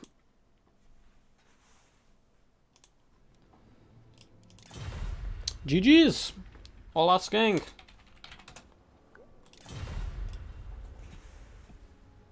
You can do the same thing with Soul Quench, very effective against Chosen. Oh man, Soul Quench can do some really nice burst damage here. That was pretty disgusting, that Amber Spear. We saw it coming and I tried to move them, but Dwarfs, you know, pretty stunty legs, and unfortunately couldn't get out of the way of it. But luckily those Master Engineers were there to save my bum. So let's have a little look who picks and bans first.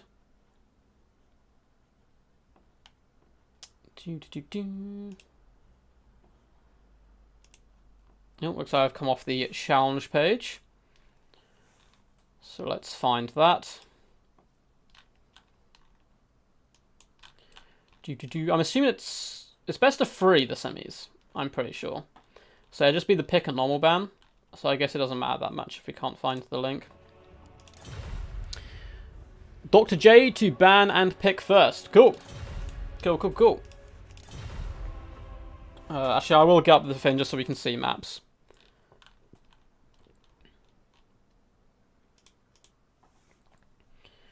It looks like we're going to be playing on Altdorf Outskirts, Troll Country, Southern Chaos Wastes. Okay, Troll Country is a good one for our Dino boys. Or Rush factions in general. We have to see what Dr. Jellyfish does decide to do in the end, though. But I hope you guys are enjoying the stream. It's been a chilled one. Been streaming for quite a few hours now. I think like nearly 3 hours. Maybe coming up to 3 hour type mark. Just about. And hopefully we've got a little while longer left if we do continue in against Dr. Jellyfish and manage to succeed here. Let's have a little more of our drink and wait for these boys to sort themselves. That's that good water keeping me alive. I do quite like Chosen though. Speaking of being able to snipe out Chosen and do a ton of damage to them, they're still pretty good fun. Particularly Chosen with great weapons and halberds can do a ton of work. The basic Chosen as well, but I use them a little bit less. They're a little less full metal for me.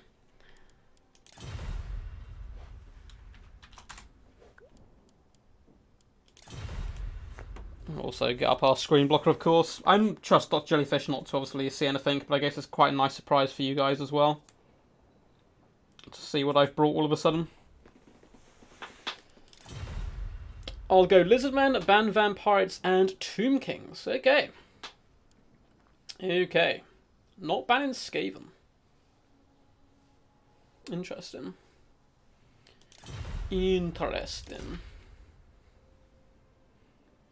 Well, someone did want Clan Eshin as well. I don't really play Skaven, but they are very good here. And can do a ton of work. Likewise, Dr. Jellyfish, we've got to take him seriously. He's a very good and seasoned tournament player. I'm kind of tempted to go Lizardman, but we're probably going to pick them next map on Troll Country. I don't like the Wood Elves here. Norse can be a fun one, but it's pretty wild. Likewise, the Warriors of Chaos. Dwarfs is another option. We can always go Dwarfs. Trollhammer Torpedoes go brr is the moral of the story here. The problem can, of course, be protecting them. So oh, Dark Elves as well could be fun. Would you guys ever see Dark Elves or Skaven? Because I think those are the two options that I'm most likely going to be going for.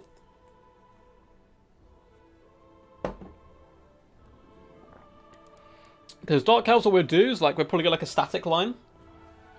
of crossbowmen and be like, come at me, bro, type situation. A couple of bolt throws as well. And some Dark Riot to do with Chameleon Skinks.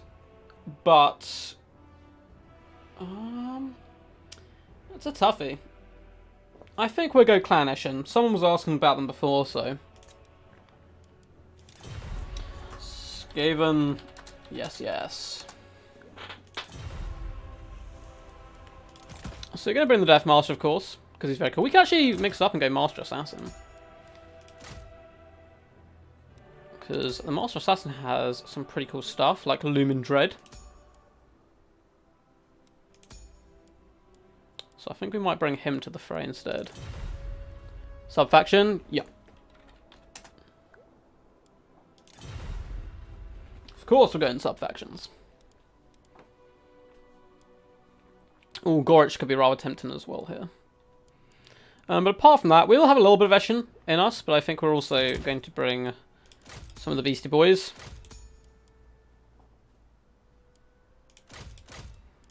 Get some lovely summons going.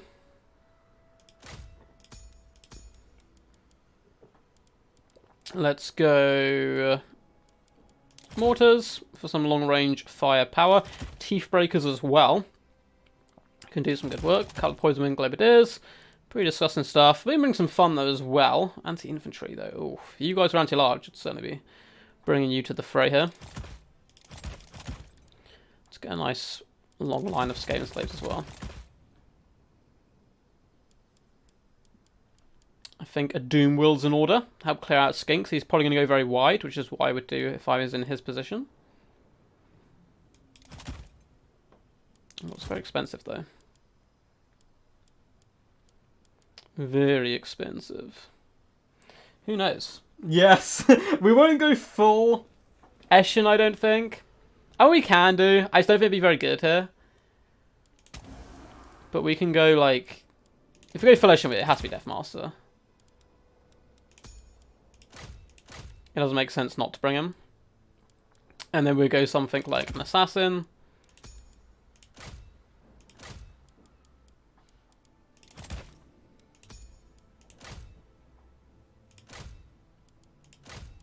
Oh, these are all so good.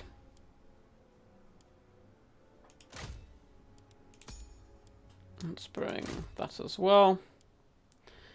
Do these guys count towards the 360 because they're single entities? Because that could be a bit of a problem.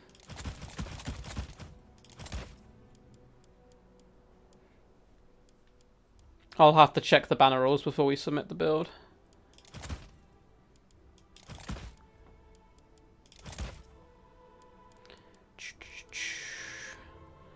Where's the basic version of these guys? I found us being blind. I've been streaming for too long. Let's get some of the little ones. So,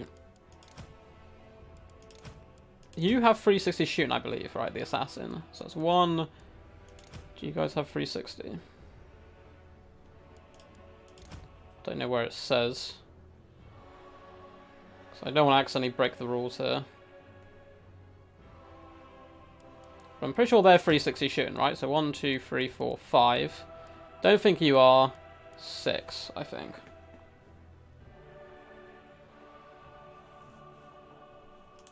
Saurus, yeah. I mean, the Death Squad and the Death Runners are good against them, but it's going to be a tough fight. They don't have 360. Okay, cool. So this is allowed then, this build, I assume. Let's quickly open up his challenge page and go to the rules. And roll down to Skaven and see how many Gutter Runners we're allowed. I'm assuming 5. Oh, only Master Assassin has 360. Okay.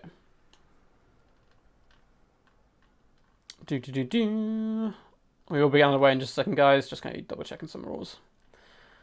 There we go. Skaven. Yep, we're allowed 5 of them. Units with 360 Fire is 6 max.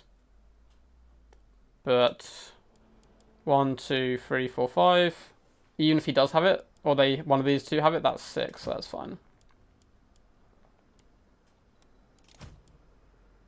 Cool. Let's rumble.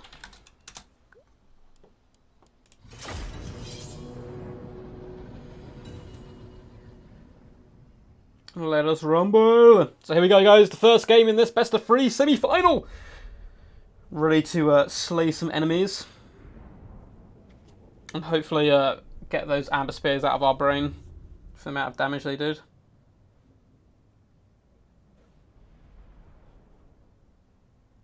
This build is cool. At the end of the day, that's what the build's about. That's what the game's about, is bringing the coolest stuff you can bring to the table. It is a glorious build for sure. Yes, yes, killed them all. I feel like there's no need to Vanguard here, particularly, but we're going to do it anyway because we can. It might be worth jumping a load of chameleon skinks, actually. We are heavily outnumbered. About 200 troops. So there's a lot of skinky boys. Actually, being close to the border edge is probably a bad idea for our leadership. So we might just have to kite backwards. Decisions. But first and foremost, one thing we do need to look at, just while we have the chance, is how badass is Deathmaster Snickitch. He has some of the coolest animations in the game. There's one where he'll jump up in the air, disappear, reappear in an enemy and kill them. It is absolutely wild stuff. Gut runners we need to protect with our lives. They're going to be very important here. So I think we're just going to dot them across the front line. Group them together.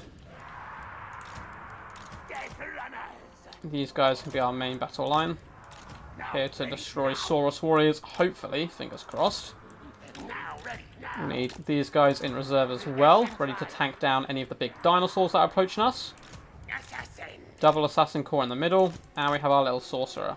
Broad Bones is going to be nice. We maybe should have bought the Whirlwind thinking about it, because we're going to get overrun, rather than these spells. But they can all do pretty good stuff. Plus 60 armor isn't too shabby. Oh, Night Runs do a 360, oh god, luckily. Yes, we're good. Let's put these guys over here. Ready. Death runners. Assassin. Council's command. You. Group the 2 assassins together. And group the sorcerer. So you remember, Rival Hide Talisman we have twice. I think, oh no, just once. That was the Master Assassin. We have the Skaven Brew. And all that good assassination stuff. Cool, it's gonna be fun. I get back to a Skaven impression, this is weird. Skaven being outnumbered by Lizardman, lol. Yeah, Deathmaster can melt, he can also be melted, is his problem. Why no Lizardmen Mirror Ducky? I have PTSD from killing dinos.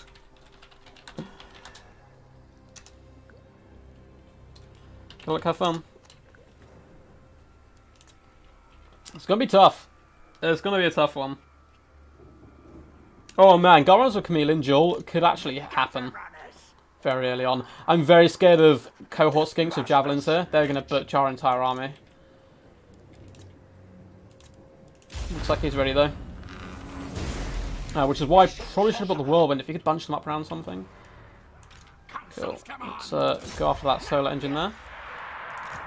Also got Mazdamundi. Oh my god. Oh my god. No! Run, little Skaven. Run, little Skaven. Run! Mazdamundi's going to be tough. Let's try and engage with this left flank before his right flank really has time to kind of kick off. Do we do much armor piercing with these guys? Doesn't seem like we're doing any damage whatsoever.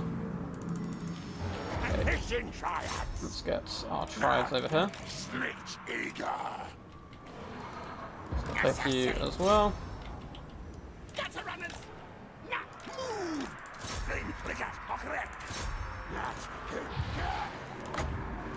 Put in place. Drop that. I'm going to go all the way. Just going to go all in here. Let's try and whittle down Mazdamundi if possible. These guys unfortunately have been caught a little bit away to help.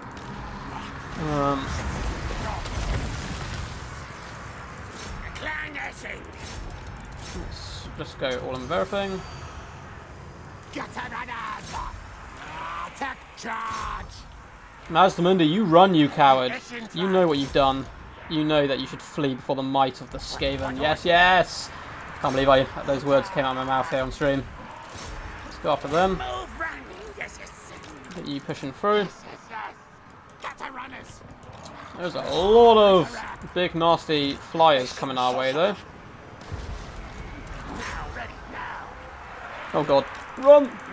Run! The target. Into shadow, yes. Let's start hunting down troops where possible. Those Filish bowlers are probably going to destroy us. Yes, yes. Press. Stab and maim. It's in trial. Council's command. Let's continue to put pressure on. Yeah, these Filish bowlers I think are going to make us lose the battle if I'm being honest with you. Because there's like nothing we can do against them whatsoever. Try and take these guys. I mean, we have like all the range absolutely. Get a runners. As you wish. Shall bleed. Let's try and get the Death Master to safety if possible.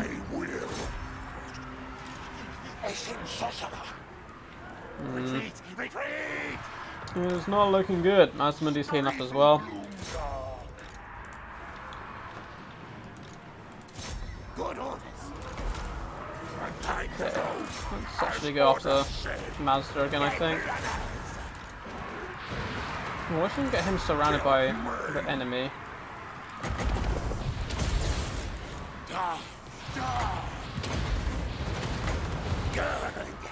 Yeah, assassin.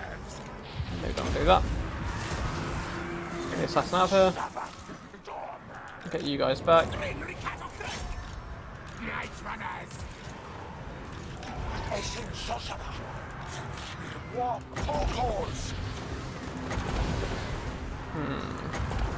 Might give him extra armor. I think this be game over, I'm afraid. We've popped the Brill on ourselves. But I would argue our build is cooler, so...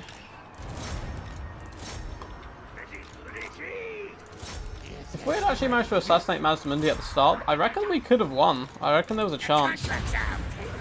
As silly as it sounds.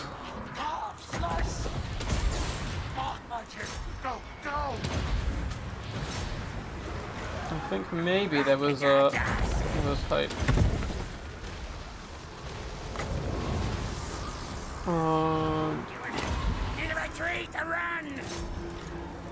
No, no, no! The old ones have punished me. The old ones have punished me, I think, for taking Skaven into Lizardmen, sadly.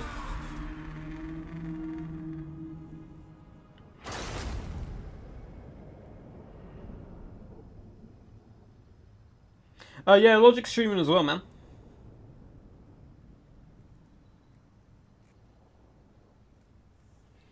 He's streaming as well. Well, it didn't work, but it was a pretty good fun attempt. I mean, the Assassin and Ashen Sorcerer did nothing, but Deathmaster Snicket still got 1.2k. The units in general got pretty big kills across the board. The Gutter Runners, though, really struggled, to be honest. It was just, yeah, very wide. The Filish Bowlers probably what killed it for us. If they didn't have them, we could kind of kite this all day. But I like this build around. It was very prepared for our build. This is like the perfect counter to a Felician build. Which again, might have been telegraphed by the fact we went for the sub-faction. But I'm not too fussed by that. GG. Zlak remains the ruler for now.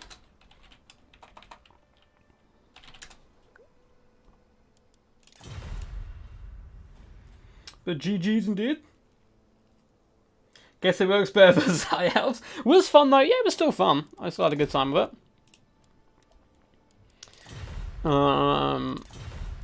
So let us think. So it's now our time to pick and ban. Could go safe, go Lizardman, which we're relatively solid with. Almost lost Mazda. Yeah, Mazda nearly went down at the start, but Mazda's a thick boy. He's very hard to assassinate, to be honest. It might have been a bit of a risk going after him, but I think it's kind of what we have to do with our units we had on the field. Not expected that type of build. Blame Blackthorn. What are you thinking next? I'm thinking we try to appease the old ones and go dinos. Slack OP confirmed. I shall go Lizardman and ban Skaven and PP. Actually, I think it's Troll Country next. Troll Country is the map, yeah.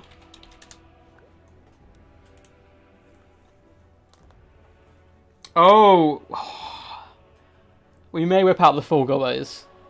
I don't know if it's going to be good on Troll Country, because we're going to keep breaking and running away and stuff. But it's definitely a possibility. If we do full gobbo, I'm going Goblin Great Shaman on Wolf. I'm pinning out there. It's one of the coolest ideas.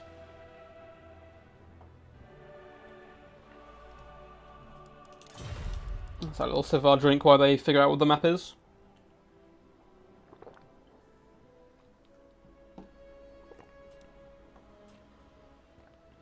Ooh, we're in the Nakai build. Well, that is possible as well. And then it's very possible. I'm pretty sure it's Troll Country. Let me check the thing, because Logic's probably busy talking to his chat and stuff. So, the map shall be... Yeah, Troll Country, cool. So we're probably not actually going to ban Skaven. I shall go Dino Boys. Do we just ban no one? Do we just go full chub? Like, just hop in, put our big ding dong down on the table and be like, come at me? Does Lizardman ban no one? He can't go Lizardman Mirror, because he's already used Lizardmen. Vampirates and Skaven, which are my normal bans, aren't good on this map.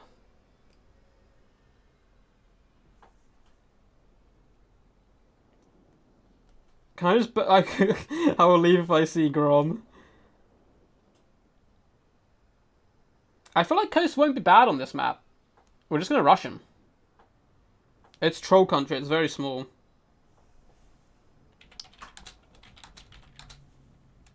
So, we're just going to ban no one. Because I don't think the Lizardmen fear anyone. So we're just going to go dinos and ban no one. I should have banned Vampire Counts, actually, because it's a boring matchup. But oh, Wood Elves is also quite a boring matchup, but we'll have to see. We'll see what our opponent brings here. What's up, Krill? I think you've missed about 3 hours, but we've played in, I think, 3 tournament rounds, and then we did 3 or 4 quick battle events. Some of them were really fun. One, there was a moment where Brave Shaman used an Amber Spear to completely one-shot our most expensive Dowie unit in the game, which was beautiful. But we managed to come back, and now we're in the semi-finals. We are 1 down. We went with a full Clan Eshin build up against Dr. Jellyfish's Lizardmen, and now we're going dinos. On this map, it's understandable. I mean, there's no real logic behind it, but it's so good.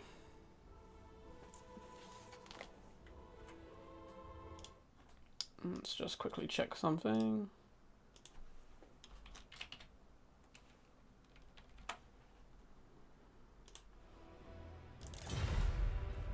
We'll see. Whatever the Jellyfish wants to go will be pretty fun. Quack, quack, Krell. How's it going, buddy? Hope you're all good in the hood. You're just in time to see all the good stuff. That's just in case, well, I just forgot to do it last time. We'll pop up a little boop. Just remind me to take that down. VP. Okay. He is going for the Vampirates option here.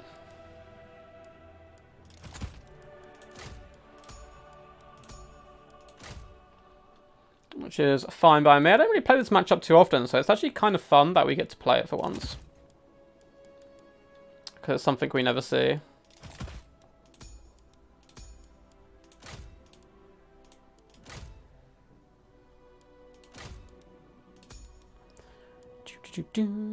There's a few ways to take this as well. Going very wide and rushing them on this map could be tough. Like what's he going to do against a 20-stack of Saurus, for example? Could go very well, I think.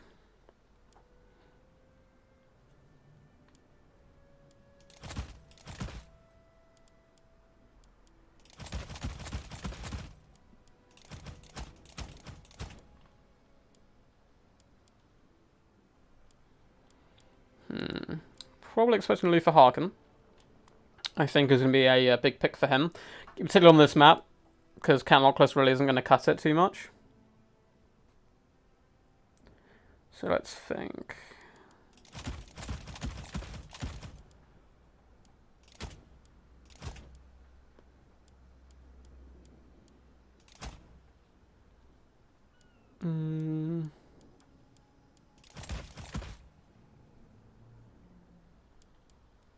Something like this could work.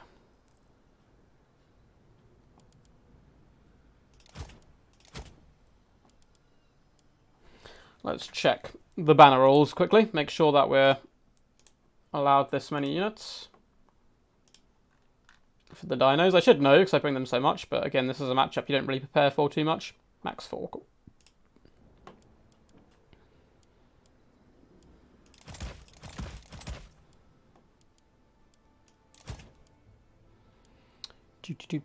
I feel like just because Flying Tango popped in the stream earlier on, we should bring some Feral Cold ones.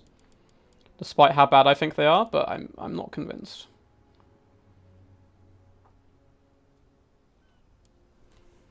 I am thoroughly not convinced.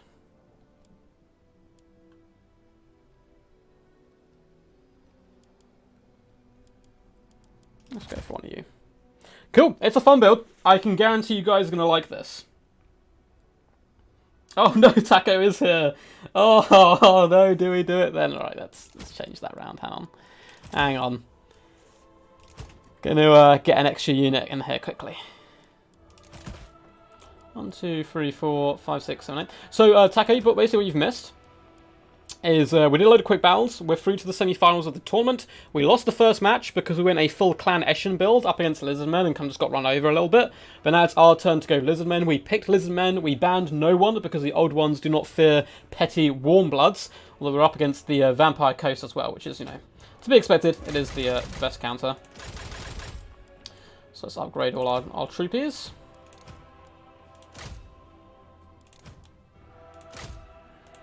And I think we're good to go. Oh, the dinos come for you.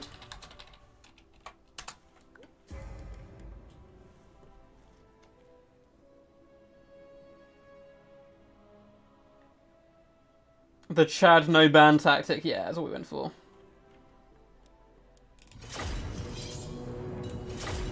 Cool, I'll go to the screen blocker when we load him.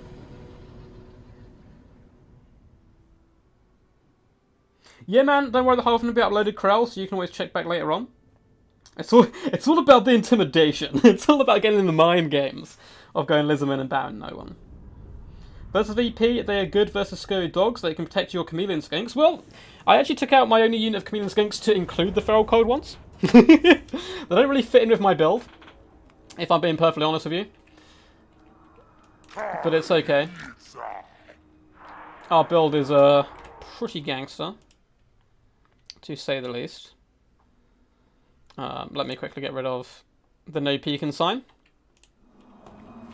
And oh yes, baby. Oh yes! It's dino time. We're here to rock it. We're here to rock it. Shredder of Illustria hunts for its prey alongside Crocky G, the man, the myth, the legend. I mean, bomb rushing in the enemy, trying to distract them with skinks and so forth. And our big dinos to really slaughter the enemy. Looks like he's gone pretty standard, 1.5k troops, just a bucket ton of guns, no doubt, aiming at us. We care little for the petty guns of the living, or the undead, I suppose, as we come in with the glorious stonk dinos.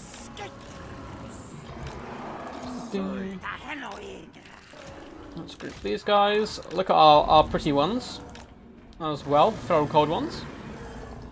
Give them a little pat on the head. We shall name them Taco. The unit shall be called Taco, and we will. They don't have Vanguard, no. They shall probably actually be used in a role they're not very good at, which is a flanking role.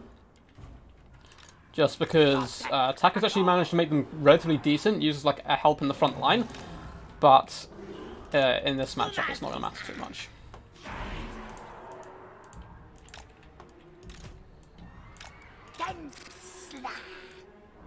Let's get all our fire leechers ready. I want to say this build is a thing of beauty. I don't know if that's saying too much, but it's close. It's very close.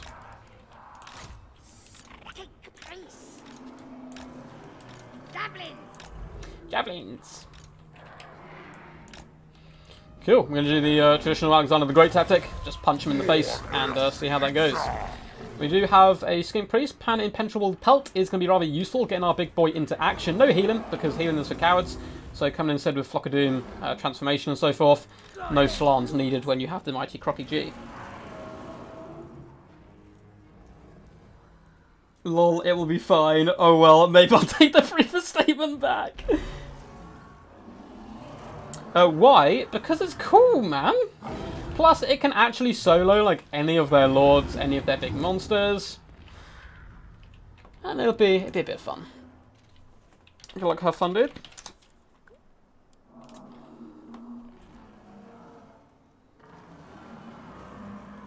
This is definitely one of the builds I've ever seen.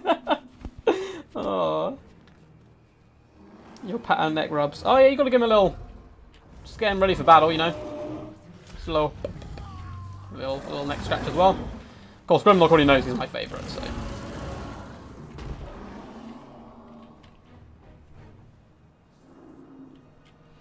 We will be ready to rumble. I feel like I've represented, because DBD, as I don't know, sister clans with Extreme Meme Team, and I think we've memed pretty hard today in the tournament. In the later stages, early stages, I like to get a few wins just under our belt so we don't get knocked out straight away and kind of the stream kind of is a bit pointless. And then later on we tend to rock out the memes. We've gone full Eshin, gone Shredder. I think we've done ourselves proud here today. Let's group everyone together. Cool, looks like he's ready. So let's hop into this. Oh, Skink should probably be off skirmish mode. That will help. Skink holds, I'm not expecting to do too much. Could be back to the bombers and stuff to hunt us down. Okay, he's deployed over on the edge, it would seem. Let's just get everyone to hunt down you to start with. Hunt down you. That's right, you coward, Luther. You run from Crocky G. You run. You run and pray. You pray for your life.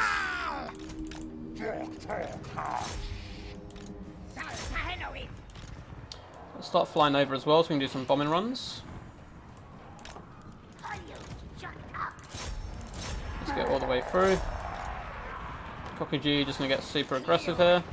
Drop bombs while we can.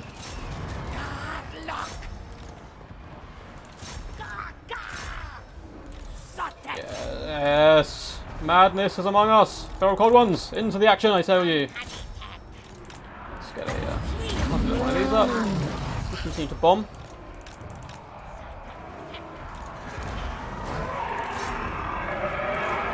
Manticore, assassinate his lord.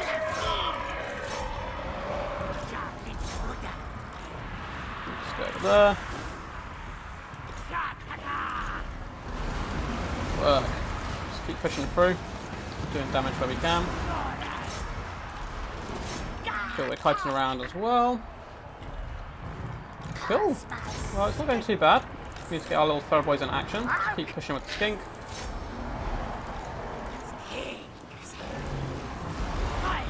Get some of these guys flying as well. We need to get ready to drop the pain on these guys. Shredder's taking a beating now, which is fine. We need to keep pushing through a bit more. Let's just get rid of anything surrounding us.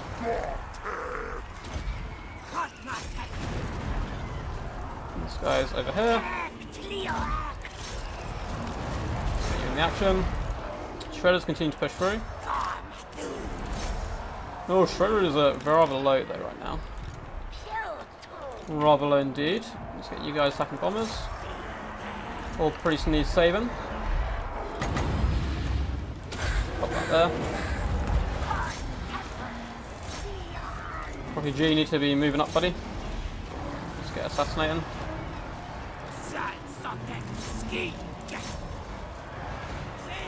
Good work so far. You need to start running.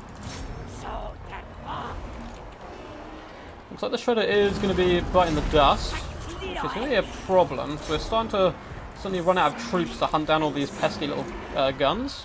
Oh, I should have dropped the... No, we could have saved the Shredder there, but we messed it up. That's fine. Should have dropped the cold-blooded on him. Let's still hunt down. Let's pop this after you.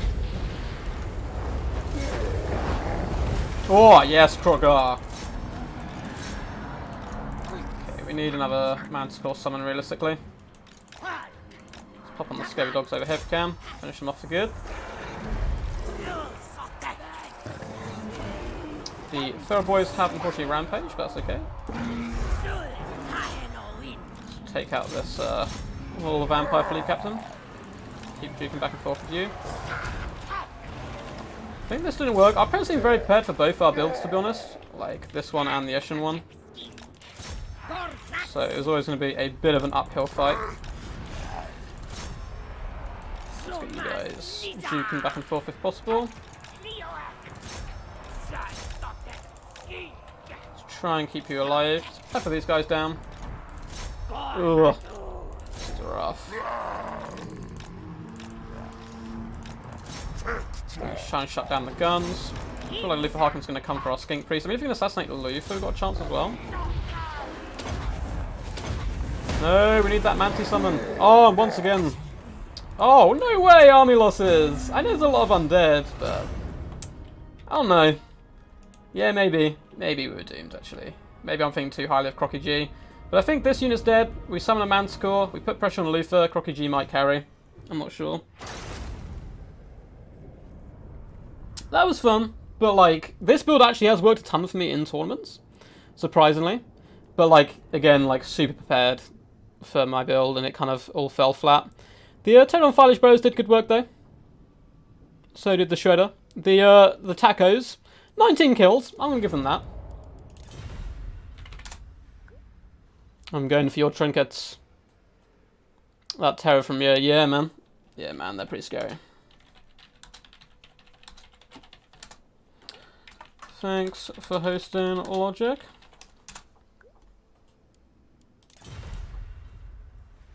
It was fun, man. It was fun. Yeah, Luther being full health.